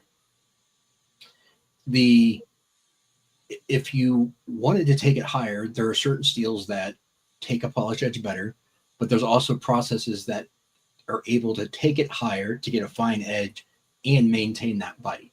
That's what I was getting at earlier. There are tips to be able to maintain that bite even at a finer edge. So is the 600 grit similar to like a what, 300 and something F rating? So like F240. Well, here, hang on one second. Let me pull that up for you. You got the What's F rating. bad about some of my Venese I can't read. I can tell which ones are the thicker, and they're not double-sided. I gotta grab some water, guys. I'll be right back. Grab some water, biggin. I'm gonna drink some. There you go, John. There's your F grits on the left, then your regular grit that we're used to as Americans, and then the microns on the right. And the microns the only stone I own is a F150 and F400. They're the two-sided, which is probably why my ZDP 189 gets slick too fast. So, Kyle, if you were going to buy 3 stones, yep, would you buy a 150 or an 80? If you're going off of F base, yeah. Well, so here's the thing: the F80, even though it says 90, it doesn't act like a 90. It acts. So these are all based off of the actual conversion. Because a 150 is what I started with my Venese, and then I had to get an Atomi. Right. So what I was getting at was, so this is based off of the actual conversion rate, but you're not figuring in this is also resin-based stones if you're going off of like Venese. So right. the resin-based stones polish more and aren't as aggressive as a plain diamond stone or as a CBN stone. So even though it says 90 grit, it's going to act more like a 150 to 200 grit. So if I'm going Venese, then it sounds bad, but I don't necessarily think I think Venese are kind of getting. I don't think I'm going to go with Venese. They're getting passed up as far as technology right now. They're still good stones, but if you have the option to buy something new, I would not buy them. So you've got alphas. What else are really good? So again, my breakdown that I've said is if you want a good core stone, because that's your most important stone, I don't have a problem spending money on a good core stone because it alleviates majority of your time. Get a let me get rid of this. There we go. Get a Poltava silver. Is a vitrified bonded diamond. Or I'm sorry, vitrified bonded CBN stone that cuts extremely well. It's a little bit pricey, but they hold up. What did you call the end of it? What? What you said? Poltava what? Poltava silver. Silver. It's their highest. It's the highest rated stone that they make. It's like their tier 1. Yeah, Todd. But I'll get to that. So give me one second. So the Poltava, well, for the core stone, you can get anywhere from 160 grit up to 285 for your first stone, and it cuts very, very well. Then I would go into something if you're doing. And what was your grit pattern? You said you would rate between there. I would do something in the 160 to 285 range for your first stone, because it actually, even though it says that, it acts lower than that. So the 160 acts more like an 80 grit, and the 285 acts more like a 160 grit. And so what would you get for your next stone? So that would be what I would get for the first stone. The second stone, if you're using 1x6s, I would go to something in that 240. Say you do anything from like the 160 or 225 and the silver stone. Your second stone gets something like the alphas in a 240. And even though they sound close, they're different because the alphas are bonded. I noticed that when you look at the two sets of alphas, they're different. They're priced the same, but they have different ratings. What? If you go to TS Prof site, they've got two sets of 6-inch by 1-inch alpha stones that are different. Was one the narrow and one the regular? Nope. It's the rating. Do you see the stone on here that you're talking about? It's the most expensive one. It's like $105. I didn't see one. I saw one for 95. Probably go down to the bottom. Premium metallic. Oh, 105. This right here, premium silver. Silver. Yep. So you'd get a 160 or 225. Yep, one of those two. Then I would go to a 240 in the alphas, because the alphas polish more. So even though it's a 240, it acts a little bit bigger. So it's still a reasonable jump. And then if you wanted to go higher, then go 600 in the alphas. And then you can work your way up and go from there. If you wanted to go to a 1500 in alpha or whatever else, you're fine. And Todd, the reason why I said I don't think that the basic Beneves makes sense anymore is because if you're going that route, the alphas actually polish better than the standard Veneve, like the Centaurs or the not the Scorpions. There's another one that they polish better than those, but Veneve makes the alphas. So really? It's their upgraded technology. That's what I was going to show you, Kyle. If I go to abrasives, you need to figure out which one you want, John, because I owe you a course. No. I'm not talking about that. So you see right here, these two, you've got an alpha set. Nothing looks different until you look at the SD rating. Well, they just may have it in different grits patterns. They may just have one that starts out lower and it goes. Is that what this is? So this starts out at 120 through 11,000. 125. See, look at and there. Then the next 120 set, through 1,000. Then the and next then set is, let's see what it says, 100 through 9,000. So just a coarser pattern. So would either one work fine? Yeah. But I wouldn't necessarily. So if we're going to get the one stone, so we've got our Potoma. Which one did you say? Okay. Because they sell individual stones too. Yeah, I wouldn't. I don't think that, even though it's great to have a full set like that, you don't need a full set. You just need to piece together 3 stones. That'll get you majority of the knives you want to do. And if you want to start polishing more, add them as you go. But would 360 be your second stone, or did you say higher? 240. I would do 240 and 600. The 2 alpha stones I'd get. And then you'd be done for now. Well, let me ask you this, Kyle. Does the Alpha 600 it polishes polish more than an average 600? Like the it polishes closer to a little bit like 8 to 900. Okay. Yeah. The stones we went through were cheap stones. The stones, and I've always wanted to get some of these stones. The stones you and I went through were $50 stones, the whole set. So don't even worry about replacing those. That was just fun.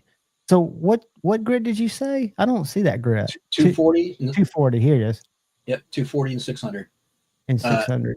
LCAP. Yeah, I've got a full set of Shapton bench stones.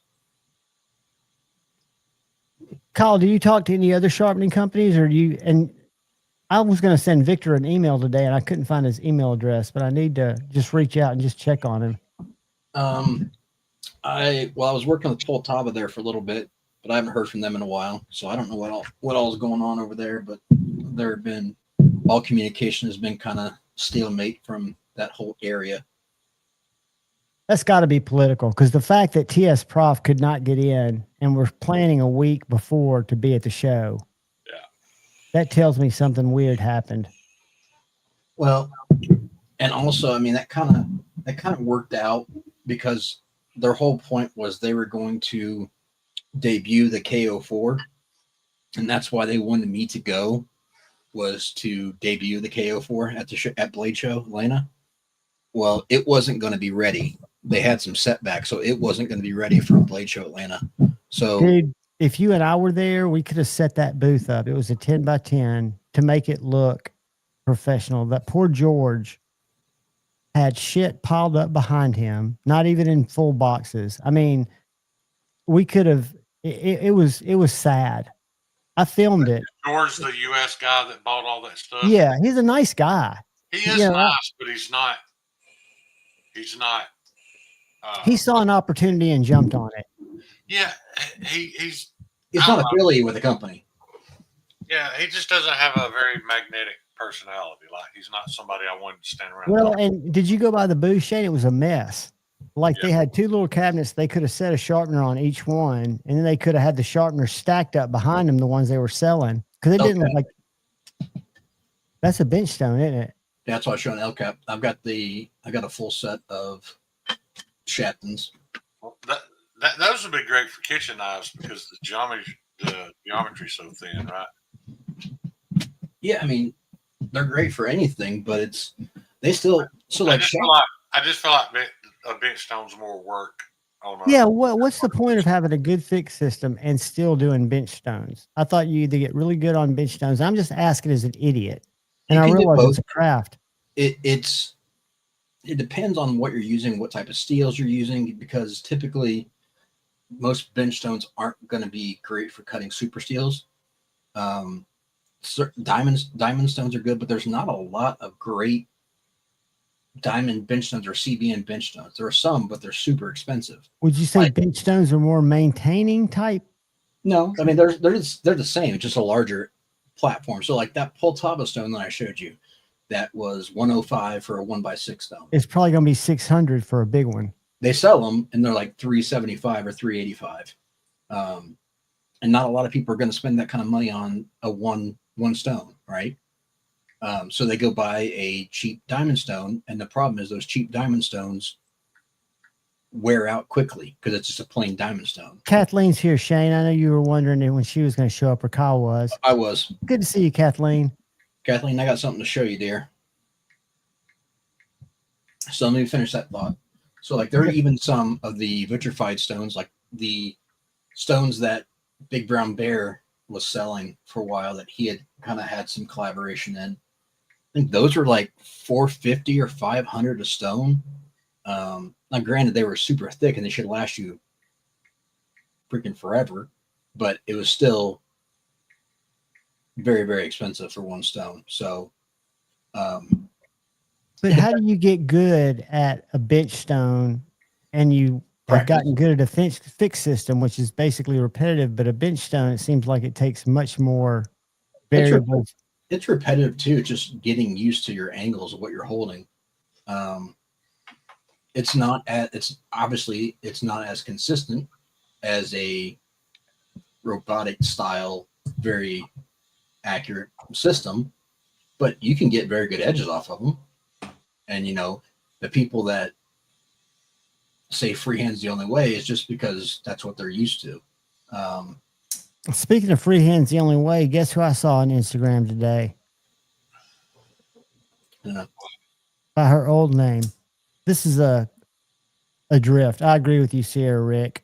I think it's a perfect knife. Are you saying you saw Lacy Lace? Let me pull up my Todd. I agree to a point, but once you get used to certain things, I can work around that. I can definitely fix bevels on here if I'm doing that, but and thumb slip placement is not a problem. I just remove them.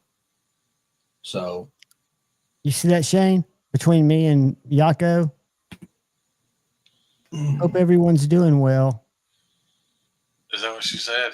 Yep. I wonder if she's talking about the people that sent her their knives and they never got them back. I wonder, let's see if she's posted. Didn't she disappear? Yeah, with a bunch of people's shit. Right. I remember all that.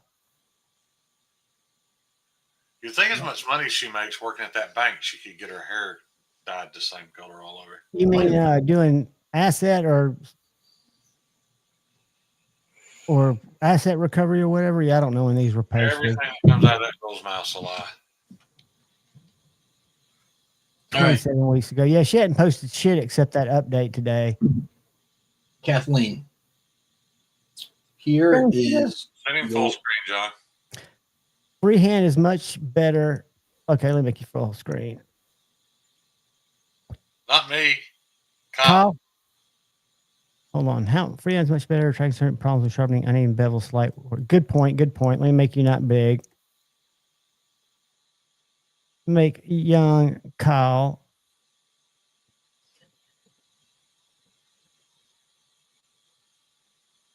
How pretty is that? Hey, you did not delete the live stream where you yelled at Shane. I've not gone in and watched it yet.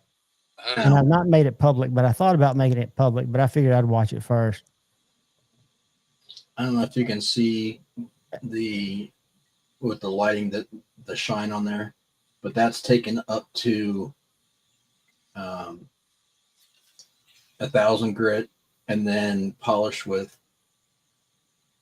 Look at that plunge line. 5 micron buffing pads. So needs to be that's Kathleen's stuff. That looks gorgeous. It needs to be sharpened and that'll be on its way to you. I mean, it's probably sharp even before you sharpen it. Yeah, we sharpened that one at Blade Show, but I mean, we just went to like 240. So I told Kyle to make it nice for I don't think any of my edges performed the way I thought they would at Blade Show. They felt sharp, but when we tried to cut paper with them, I don't know if it was just me. Dude, you have to consider the circumstances. There was some hard shit. Yeah, that's true. Yeah. Kathleen, you're going to love it. Shane, while we're doing that, people have received the Thug very, very positively. While we're showing off ones, look at this one. Holy smokes. I made both these knives. I made the scales myself. And resin's what's making the color inside the honeycomb? Yes. Shane, those are beautiful scales, dude. I don't care what anybody tells you. I like that. It reminds me of I told Kyle it looks infectious. Joker. Kind of jokery. And then I love this little guy. Oh, yeah. That kind of reminds me of like Miami Vice colors. Yeah. Scales. Yeah, it looks almost like the kind of paint you'd see in an 80s nightclub that had a black light on it. And keep in mind, guys, that bolt-on hardware is available in anything I make. But I have to finish my part and send it to Brian. And Brian does own his own business. So there's a slightly longer wait if you want the bolt-on hardware. You could find out with the phone call. You know, Tim designed his hardware and has somebody make it locally. Yeah. That weird hardware he uses. And he could probably come up with a solution for you to recommend if you wanted to offer that where you wouldn't have to do. He'd probably say, Shane, I will eventually, but I've got other things that I want to perfect before I start worrying about that. I love these scales. Yeah. That's what Andrew asked for. He said he wanted purple. You just got to know that a lot of people have your back that want to see you succeed and will help you. You know, will give you knowledge. And that's I hope the Thug continues to be well received because Northern Knives in Anchorage, Alaska just put in an order for 10 to put it in the store. You don't know how huge that is. I think it's really cool that it's not only really cool that something that I make is going to be for sale to store in Alaska. All right, I'm done, John. Knives that Kyle Sharpening are going to be in a store in Alaska. Sheaves that Terry make are going to be in a high-end custom store in Anchorage, Alaska. All that's really cool. I bought 2 ProTech Malibus from them. The first one I bought at 3:00 in the morning. It was smooth textured. I sent them an email and said, guys, I think I bought the wrong one. Before you ship it, so I don't have to cancel it, can I just write and pay you the extra $35 to get the textured one and not go through a return and have to order it again? Because I'd love to get it as soon as possible. And I got an email back later that day because they're way behind us. John, which knife did you want? I said, I was hoping to get the textured one. Well, that answers it. We're going to send you the textured one. I said, well, no, I want to pay you the extra $30. Don't worry about it. I've never bought a knife. I heard about Northern Knives. I don't know if you guys remember when CPM did his donut Medford Praetorian. And it was a joke, but if you take a little time to look at the job they did on that thing, that dude is he's not just a knife store, guys. He has a full blown knife shop, CNC machine. He makes all kind of stuff, and that's why it really felt good to me that a guy with all this high end equipment was impressed enough by something that I made to buy my stuff, to put next to his stuff in his store. No offense to you, Stasa loves you, but Stasa would tell you if he thought your knife needed something done or wasn't ready. Right. I mean, look at the comments. Huh? I'm highlighting some comments I wanted you to read. Oh, on the screen? Yeah, the ones that are highlighted. Oh, yeah. And then that one. Thank you very much. And I know it's been a painful process for you, dude, but I'm telling you, that's part of the craft that you're building. I mean, dude, if he's saying, I can tell you, there's a drawer in the shop that's probably, and I'm not exaggerating, he made it himself. It's probably 4 feet long, 2.5 feet deep, and then a foot tall. And you can open that thing right now, and it is slap full of scales that I made. That the only reason I haven't thrown them in the garbage is because, well, I just can't bring myself. But they'll never be used. Well, so maybe understand how many failures it takes. Maybe Jason will jump in tonight, and y'all can trade drawers of shit that y'all have thrown off to the side. He's thrown stuff into the side that he's shown me. I said, Jason, you've got to finish that. He goes, dude, I lost interest. Once I feel like I fucked it up, it's not going anywhere except in a drawer. And he does. I think he eventually throws them away. Did I send you a picture of that heartbreak from the other day, John? No, I don't want to see your heartbreaks. I know I sent it to Kyle. If he ever wanted to, I think this would be a great idea, John. Go ahead. I just highlighted the comment. Nope. Oh. Absolutely. Todd Carr, I will send him a link anytime he wants to. I'll send him a link right now. This right here is what I said if he wants to. Really heartbreaking. I don't know if y'all can see that. Y'all see that? Is it on Instagram? No, I wouldn't dare share this in public. Is it the edge or what's I can't tell what I'm looking at. Burnt spot. Blew right through it. Oh, yeah. Yeah, it goes all the way through the other side. So, and the other side's already ground. So I was literally 10 minutes worth of grinding and slapped some handles on it away from finishing a knife. And now hey, Todd, you've got so much info. You don't even have to turn on a camera. If you've got a microphone on your phone, you can turn your camera off and just talk.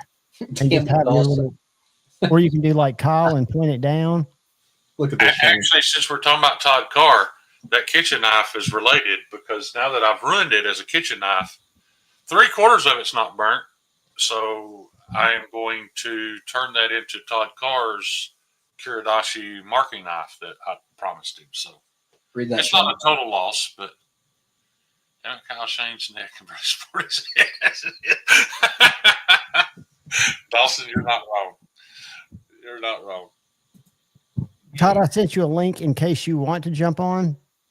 That is totally up to you, buddy, and you can just do your voice. Yeah. Or I can recommend a voice changer if you want to do like Kyle or Cole. I'll tell you what was so funny. It's just my real voice. I'll tell you what was so funny is Cole did his live Tuesday, and I usually watch his live because it usually runs right up to my live. So I try to at least follow it, and he only went live for a couple of hours, and it was because he was out at the lake at his parents' lake house, and he didn't have his voice changer. And dude, it's so different. And in case you're ever wondering, Kyle, if you ever want to invite somebody, your invite button's now over where it says people. You can't invite. Well, yeah, I guess you can invite from the bottom too. Yeah. This whole thing has gotten weird. Yeah, you can just invite and copy the link from the bottom part too. Yeah, just Bondo the blade, Shane. Yeah. And sadly, Steve Clark did a video recently talking about this. I could literally swap that across a Scotch Brite belt, and that would go away. And people do. People do that. And you can sell it, but the image would go away. the ruined steel does not go away. Yeah, That's until you You sharpen know, it there's a time. symptom that that spot ruins. will never hold an edge ever. Well, not only that, but it'll also to get to the point where you sharpen it 3 or 4 times, and then you just get a void, and it's just a huge chip, and you have to go all the way up until that's missing. Yeah. And you got. Did you do that on a belt, Shane, or on a grinder? I was on the belt, and on these kitchen knives, I don't use the 36 grit hog belts. I call it just hog off material. I use a 140. Well, the higher the grit belt you use, the faster it heats up. And I was leaned into it, dragging it across, and I didn't realize that I had actually pushed my grinder back about an inch away from my work stand.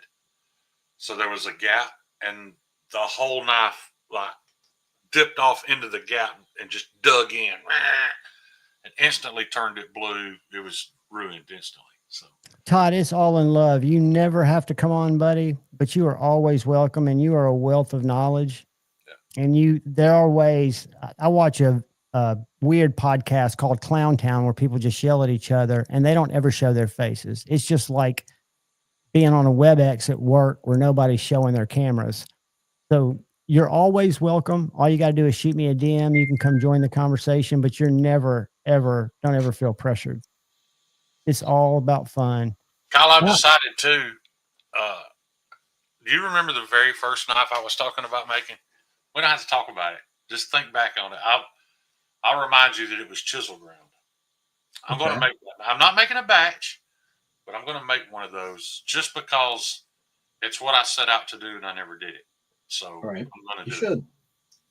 You absolutely should. Yeah, and I plan on showing out on that thing too. We need to have some Todd Carr doing some TED Talks. Yeah. Scotty, I don't know how big they are as a brick and mortar. I would guess they're pretty small.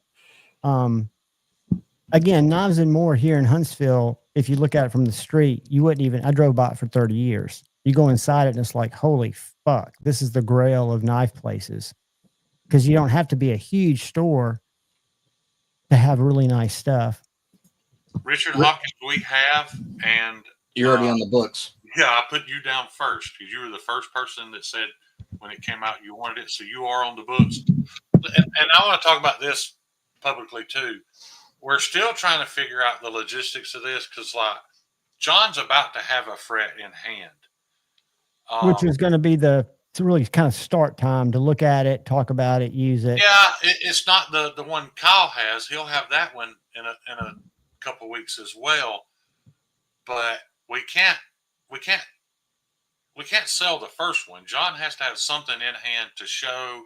You know, he wants to take the Knives and More. He wants to show it on his channel. So they're going to be basically what I'm getting at is the first 3 people that said they wanted one are going to get one and pretty soon, but we're going to have to take orders on the rest of them. I'm ordering another bar of Magna Cut to make more next week. So as of right now, Richard, Cheeto, and Bobo Shenanigans are getting one of the 3 out of this very first batch. There's you don't have to pay up front or any of that stuff. You'll pay when it's ready. But yes, we are taking it till I really show it off. And I saw it again tonight, the size, and it's got me so excited. But I probably messed up talking about it too soon. I should have waited till it was in John's hands. But yeah, we've got to hang on to one, and it's probably going to be that black and pink and purple one. Yeah, that's the one that I think will photograph. I have more of that scale material coming, so it's not that you can't get that anymore, but we have to hang on to one to be able to promote it. Luke, I also have hands. So if you want that one, you can't buy it, but I am going to make more. I've got some gorgeous scale material coming. This is some stuff that I didn't make. This is Mike Navarra from Outcast Blanks. But I've got some gorgeous scale material coming for the thugs. I've got enough to do I don't know if you guys know this, but I'm doing a small batch for Dylan Mallory. I think he has plans of where all those are going already, but as far as I know, he's going to promote it and take orders on it. It's so exciting that people are using your talent to bring their designs to life. I've got Cheetos, Cheetos design. We're going to do a batch of 5 and sell those off and take orders. Maddie is in line for that. My goal is to that being said, I'm going to be on the phone all day Monday because I'm going to have to get the laser cutting lined up. Well, if you need me to rattle cages and call around for you, I'm free. I'm not going to have time. But I'm running a test to see. The reason I added Kick to my stream to see if I could stream to 0, if I would actually be streaming, or if it was like if a tree falls in the forest and nobody's there to hear it. But you have proven to me that streaming to 0 actually does stream to more than 0. So thank you for helping me with my test. Thank you, bot. Knife Nut, I've seen it. And I've handled it, and I did like it. I think it's a great idea, especially for for a harder use knife, for more traction and stuff. But it's expensive. Which one's that? The Grip Tech. It's about twice the price of everything but carbon fiber. And I've got some carbon fiber coming. I found some really beautiful red shred carbon fiber that is actually cheaper than the Grip Tech. So Grip Tech, I'm telling you, Sobex, I've got a knife. I picked up a Carry Development over there that's got Grip Tech scales, and I sent it to Andrew Kidd, the guy who makes the Lucky Dog knives, to check out. Because right after Blade Show, I noticed that Jacob from Very Good Knife Company brought back about 6 sheets in different colors. But if you want to check it out, I've got a knife. I mean, to me, it feels like G10, but it's got like an organic feel to it. I don't know what the long-term wear is. I don't know what the cost difference is, the danger. I'm not sure about the great thing about Grip Tech is the feel of the grip. But what happens when you sand that? Does it become slick? So I don't know the process yet, so that's why I haven't. And that's something you could always call Tim. What's up, Jason Grant? Can you hear me? I can. Can you hear me? Like a bird, buddy. You sound close. I was saying I was hoping you were going to be able to jump on tonight. I was watching you guys, and then I heard someone talk about the junk drawer, and I had to jump on. Yeah, I was going to. Stan was talking about his drawer full of scales, and I want him not to feel so bad. Don't you have? I brought this out just for him. This is full of knives I chucked, and so is this one. And I have probably 2 or 3 more in my rafter. Why don't you do this, Jason? Why don't you ship those to me? Dude, there's so many, man. I'll finish them and we'll sell them as a collab. Dude, I would go through it and send you the good ones. You know, the better of the ones. Right. Like here's one I just was over. You'll do something and it'll make you, like I was telling them earlier, you'll just be like, I'm done with this. Jason, I didn't learn how to grind until I learned how to fix a grind. Once I learned how to fix something I'd screwed up, that changed everything for me. My confidence level went up. I was no longer scared to trust the process. I love stuff like that. You guys want to see my 3rd knife I ever made? I do, buddy. It's pretty horrible. I want to make you big. It's pretty bad. Look at this thing. Oh, it's not. Dude, that's not bad at all. So this is a knife. I remember when you bought that very first little hollow ground knife. It was one of my first ones. You bought it. It was a little guy. This was just like 2 knives before that one. Jason. I love the size of that. What's that, about 6 inches maybe? Yeah, ish.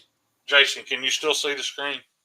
I'll make it big. Hold on. No, I'm asking, are you watching while you're participating? He can't see because I made him big. Hold on. Let me exit. Yeah. Now I can. Okay. Make me big screen. I want to show y'all something. Anybody that's ever thought about making knives and gets disheartened, guys, this was my first one. This is fucking ugly. And I like it. It feels like it weighs about 3 pounds. It's in like 80-year-old 1095. So it is what it is. But Yeah, this is not at all what I set out to make, though. Like, I had this vision in my head of what I was going to make, and this is what turned out. So, you know, if you're thinking about making a knife, getting started making a knife, you're going to make something that you don't like.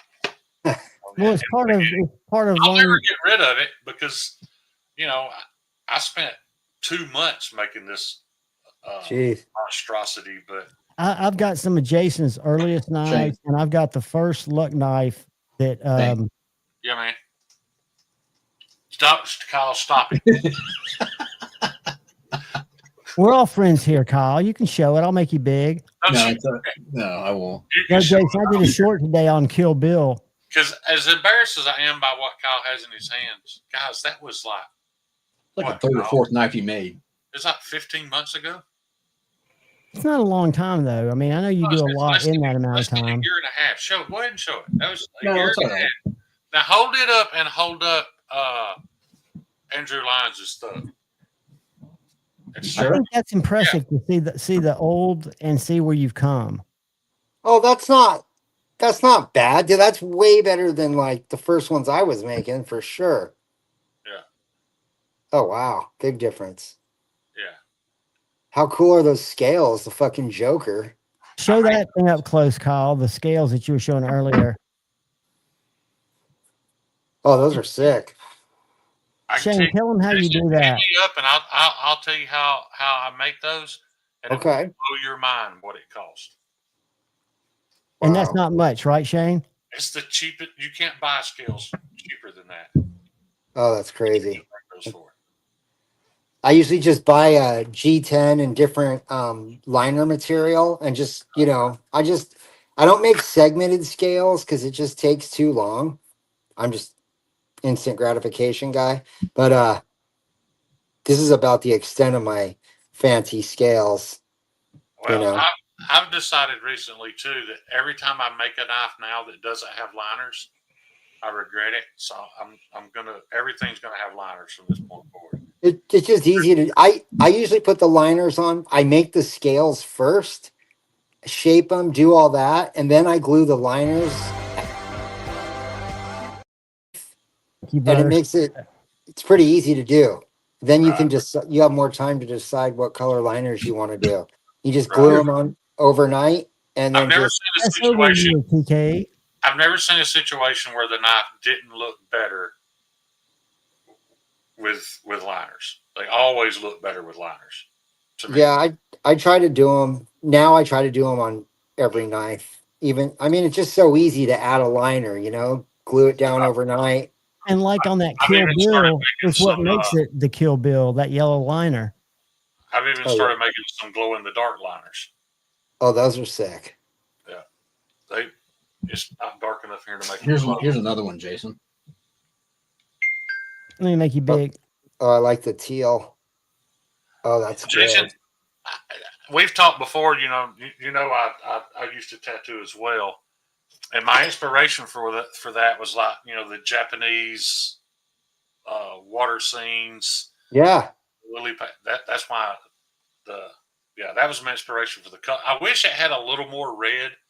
There's red in it. If you sanded it down more, it would expose more. But brother, Shane, you want to tell? I guess you don't want to tell the process here. You can share that with Jason about the sanding.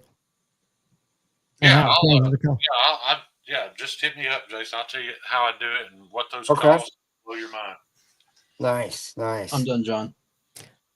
Are you done, buddy? You don't want to be big? What's that red and blue thing? Are those your little here? Yeah, those your socks. Bugs. I thought that was. Yeah, it looks like, it's a water bottle. That's rubbing alcohol, and then this is my sharpening. Okay, you covered my worry. I didn't know what you had. Jace, you got anything cool that you've been working on? I've been seeing your videos. Dude, I'm pretty stoked on this one. I did it. So sometimes I use something called a file guide to get my plunge lines even, but this one I just shot it freehand, and I'm pretty stoked with how even everything came out on both sides. And that's double edge? Oh, wait, is there a little shoal on that back blade? On both, yeah. Yeah, Well, It's a double edge. yeah, the fact that you added a choil on the secondary edge, that's really cool. I love your Yeah. little choils. Don't you just drill those in? I do. I drill them in. I do all my pre-heat treat grinds, right? And then I heat treat the knife, and then I'll grind off the scale. And then once you get them thin enough, you're left with a little tiny wire, and I just cut it with dikes and then sand the nub on. Yeah, dude, so much easier than using a hand file and doing all that, and just a time saver. I noticed a lot of That's a good looking blade, shows Jason. started with a hole. The Yeah, sharpening drills. I do them like see. That started with the drill bit. Yep.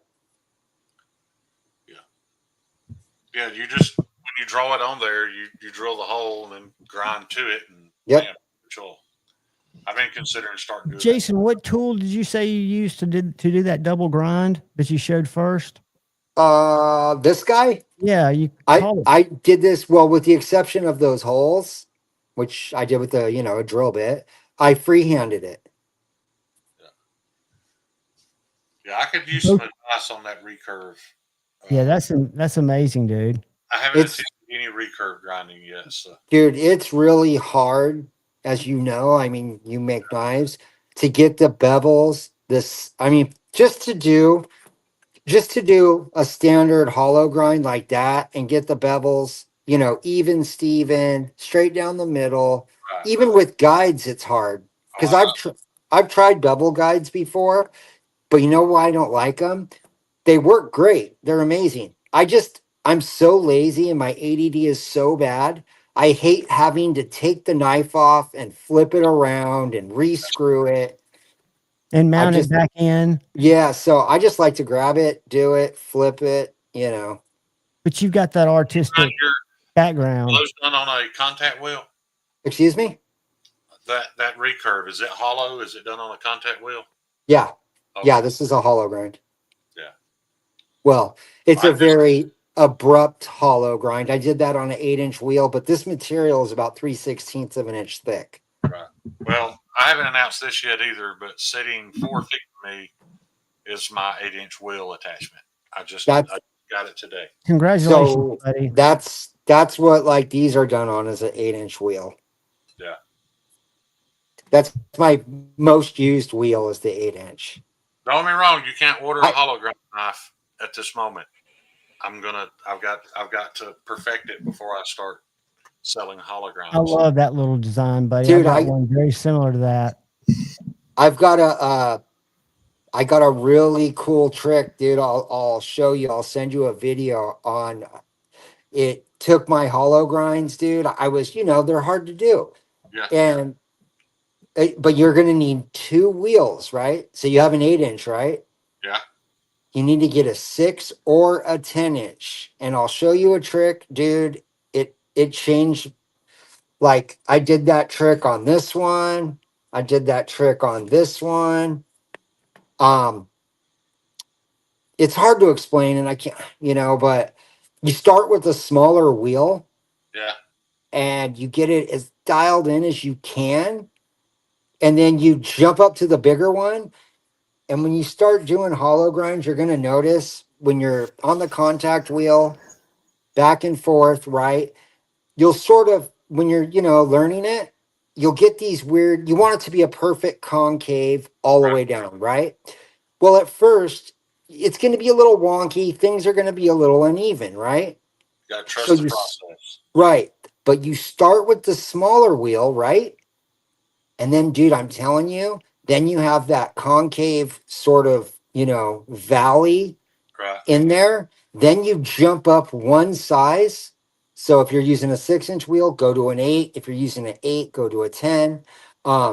Dude. And then you have that concave valley. And when you put it on the bigger wheel, dude, it locks in and you just do some seriously firm passes with a good amount of pressure. Yeah. And it will just butter those grinds. Dude, So I wish I had both one. sides first. So you would do both sides on 8 and then roll it up to 10, or do one side at a time? I do them both at the same time. Well, I realized today that God, I don't have a 2x72, Jason. But I realized today that the grinder attachment I have, That's beautiful. I that's can with that fit. literally within an hour adapt an arm to a 10, 12, 14-inch wheel, whatever I want, I can add to what I'm using for just the cost of the wheel. So I will be adding larger diameter wheels soon. Yeah, So that's you got. all just milled, right? That's just a solid piece of metal.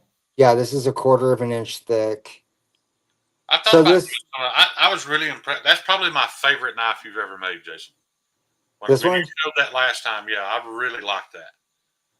I mean, yeah.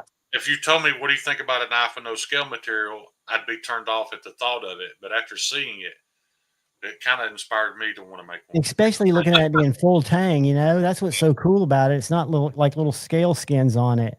No, it's thick. So I was gonna put scales on it. That's why the holes are there, right? Yeah. I just thought the holes were there for weight relief, baby. They look good. Well, I would have put them there probably either way, right?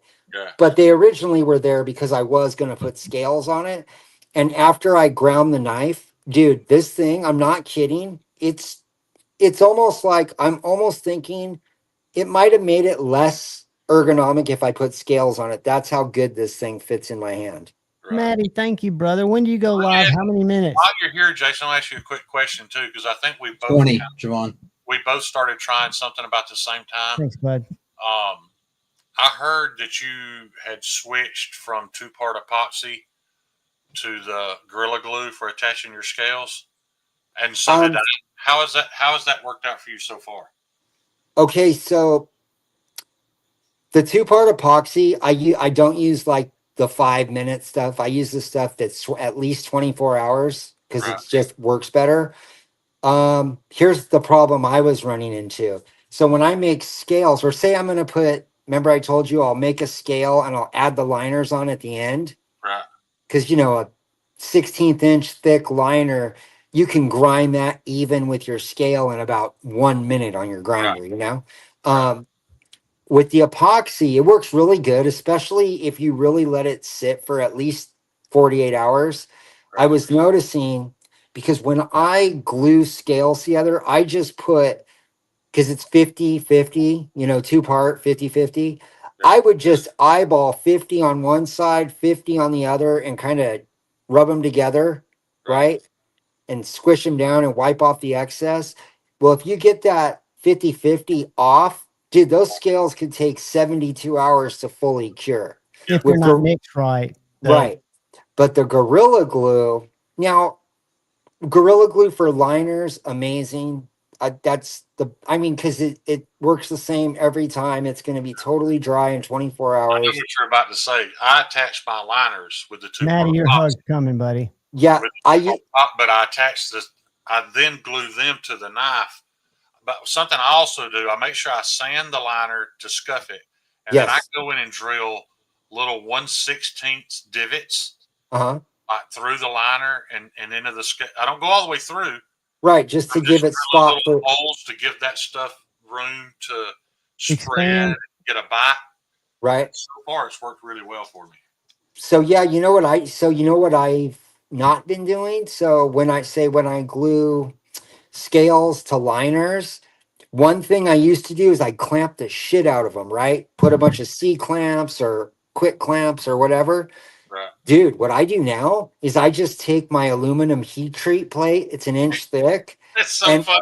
I'm doing the exact same thing. Yeah, just the weight of that is all I use. I might push on it right at first, but then the weight of that is all I use, because I feel like when you over clamp it, it pushes a lot of the glue or epoxy out. Where you're not getting your help. Yeah, that makes sense. Right. So yeah, I don't over clamp them. I used to, and that's when I would get the weird like little warps and little voids. And ever since I've been not clamping them, dude, they've been coming out, Yeah.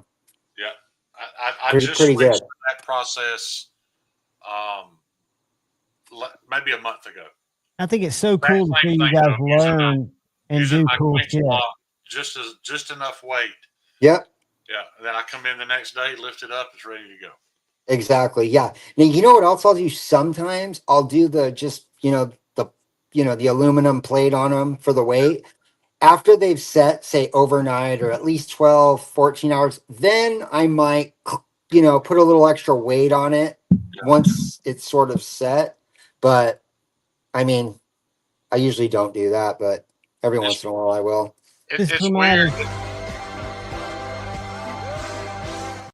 how two people all the way across the country from one another came to the same process without ever talking about it.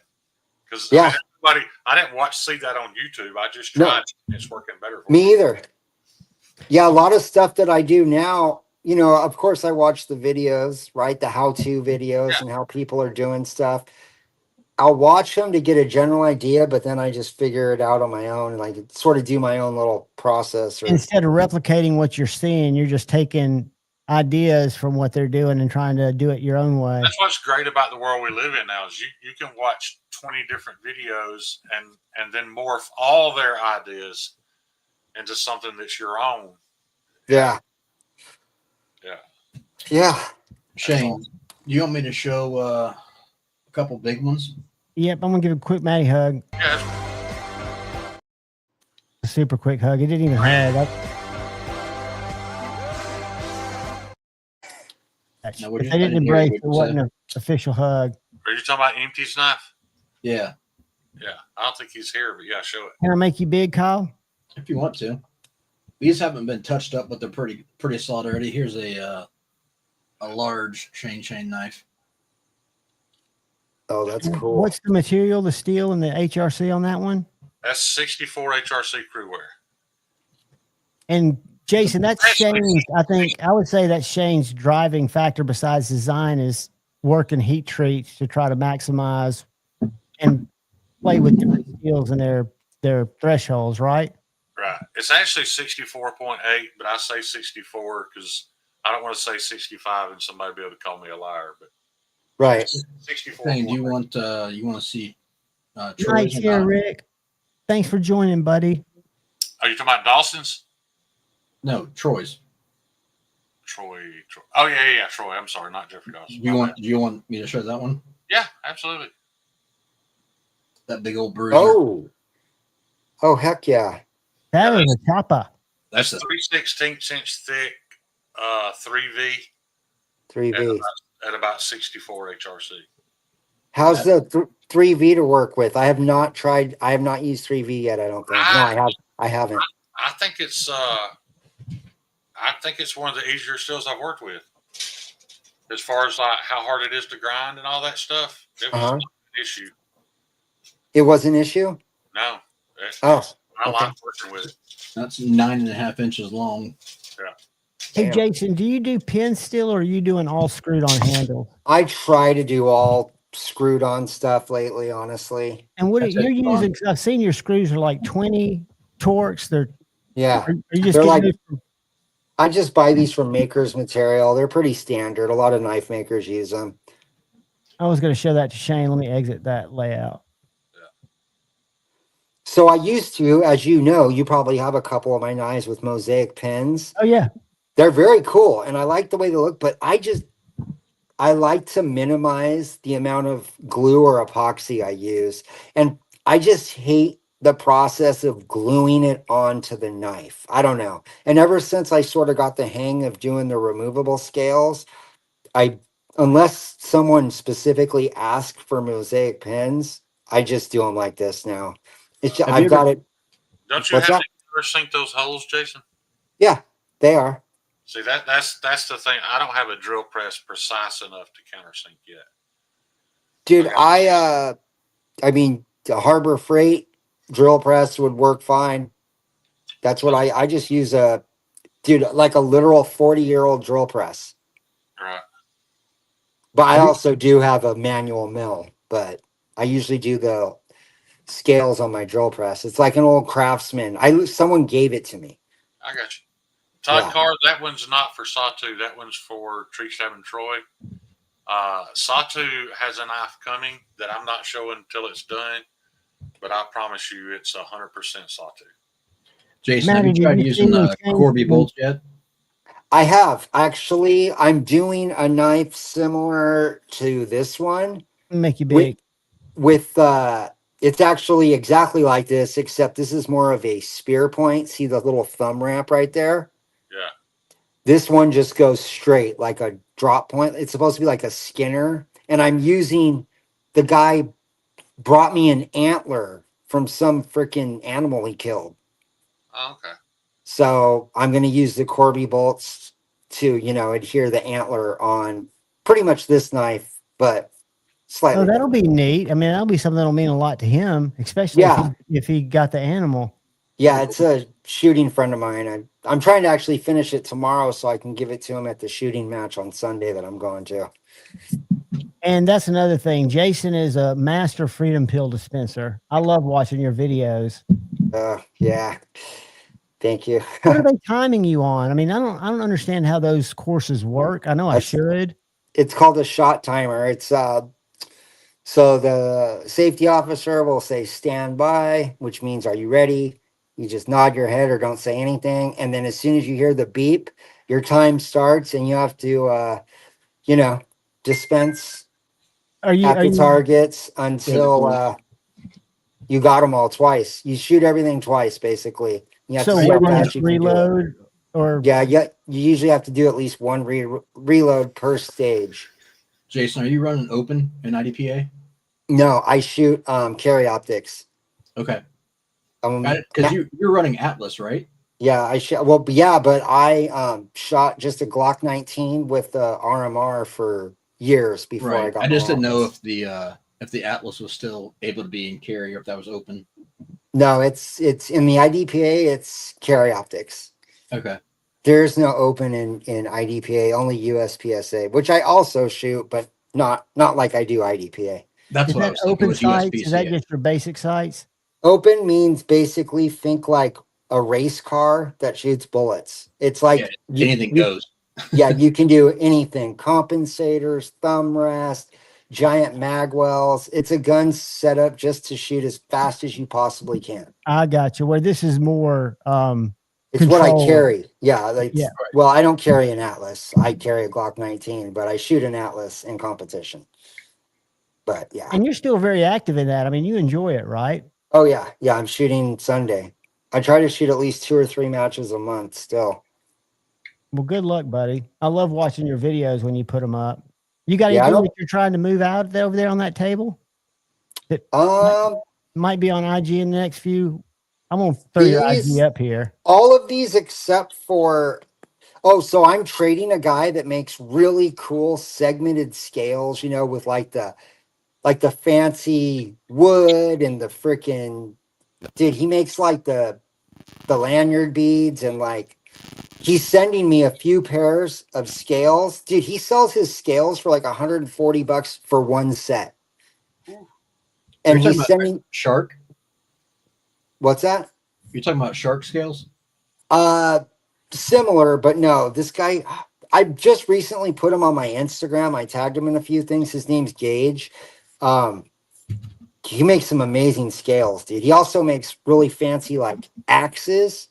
But this is for him. But everything else on this table is available. And these guys, these guys will be done like tomorrow probably.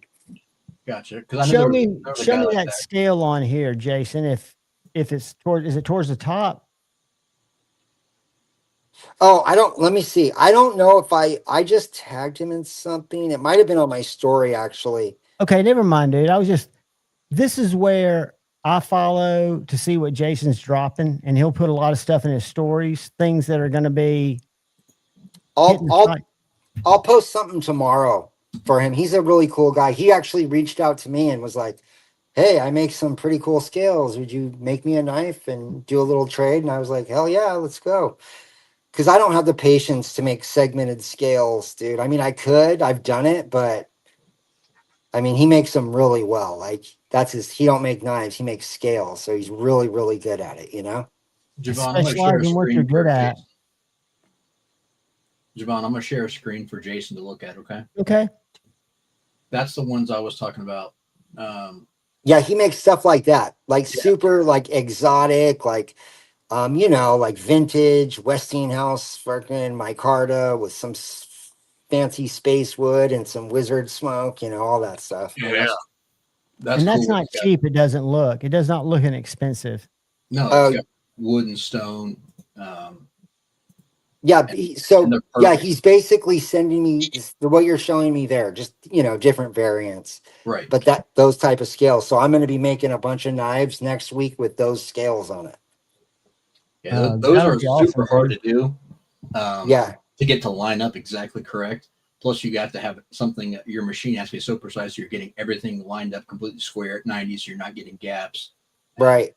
Yeah, that's an art in itself. Jeffrey, I've got very little experience with Glocks. I'm very limited in the pew pew that I've Smith & Wesson is kind of what I've raised my teeth on. Jason, do you follow Hunter Constantine much? Yeah.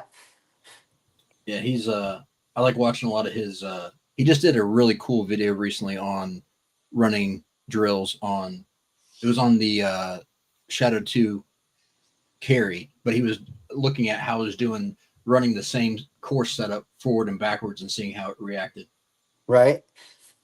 Yeah, he's good. Yeah. So I'm okay at shooting. I shoot with some super high level guys, literal like fucking champion shooters like in California, like Jason Murashimo. He's like a 3-time like IDPA champion, like some serious guys. Jeff R. His last name's Rickabosh. He's a masterclass shooter. These guys, we shoot at a place called Prado, and there's 80 to 100 shooters every match. That's a lot of shooters. That's a full house. Yeah. And the guys I shoot with are in the top 4 every match. So and they have y'all in classes like we're shooting against each other. Okay, just to see who gets the best time with the shots that you have to land. Correct. Yeah. And I haven't taken a first in a long time. So, but I've been out of it for a minute, like just getting the new house and the family stuff. So I haven't been as active as I'd like to be, but the guys I shoot with are amazing. And I basically go to learn from them. You know what I mean? Well, that's a lot of times with other things, being around good people make you better. It just makes you raise your game because you're picking up things subconsciously. Javon, we're T-minus 6 minutes to Maddie. All right, Jason, dude, I appreciate you always coming on, sharing your knowledge. Shane, dude, more than you know. I'd love for Todd Carr to come on and join the conversation when he's ever comfortable, because I learn from you guys. I mean, when I watched Duty's video today and realized that my channel wasn't one of the 5 he watched, I realized that I'm just a hack, and I've got to get better at being less of a hack. And the only way I can do that is to be smart. You're one of the only channels I watch. Huh? You're one of the only channels I watch. No, I appreciate it, dude. I was being totally sarcastic. And I told the people in the group that were talking about that, I think that was probably in jest. I mean, most of the stuff Duty does, because I know I reached out to Shane once and said, I can't believe this video. And it was all a joke. It was perfect satire. And his delivery makes it so funny. Yeah, you can't tell when he's kidding. But he seemed to be, because I hadn't heard of the Sword Maker, which sounded like a channel he would like. And then Shabazz, I can see the variety, I guess the validity there, and I forget the other ones. But guys, to be fair, I don't watch your channel either, Javon. I don't watch any, very, very few knife channels unless there's clickbait title. And I'll tell you one thing that I would like to talk to Duty about. Duty gets a shitload of views on every video he puts out. What's up, Andrew? And I don't know if it's because the frequency with which he posts. And if I counted my short views, which I don't, I would get a lot of views too, but he had like 400 views in the first hour. And I think it's because even I wanted to see what he watched. When Duty talks, people listen. But there are going to be some guys making some parody videos. It ought to be interesting to see what happens. Some of the younger guys, according to what I read today. But look out for the guy or gal to your left, guys. Look out for the guy or gal to your right. If you're a member, stop by tomorrow at 2:30. We'll keep it short. We'll keep it sweet. And everybody go over to said faction and let's see what those crazy guys are doing. Jason, thank you. Thank you, guys. Kyle, thank you. And Shane, thank you, brother. I will talk to you shortly. Peace, kids. All right, See y'all. fellas. Bye, guys.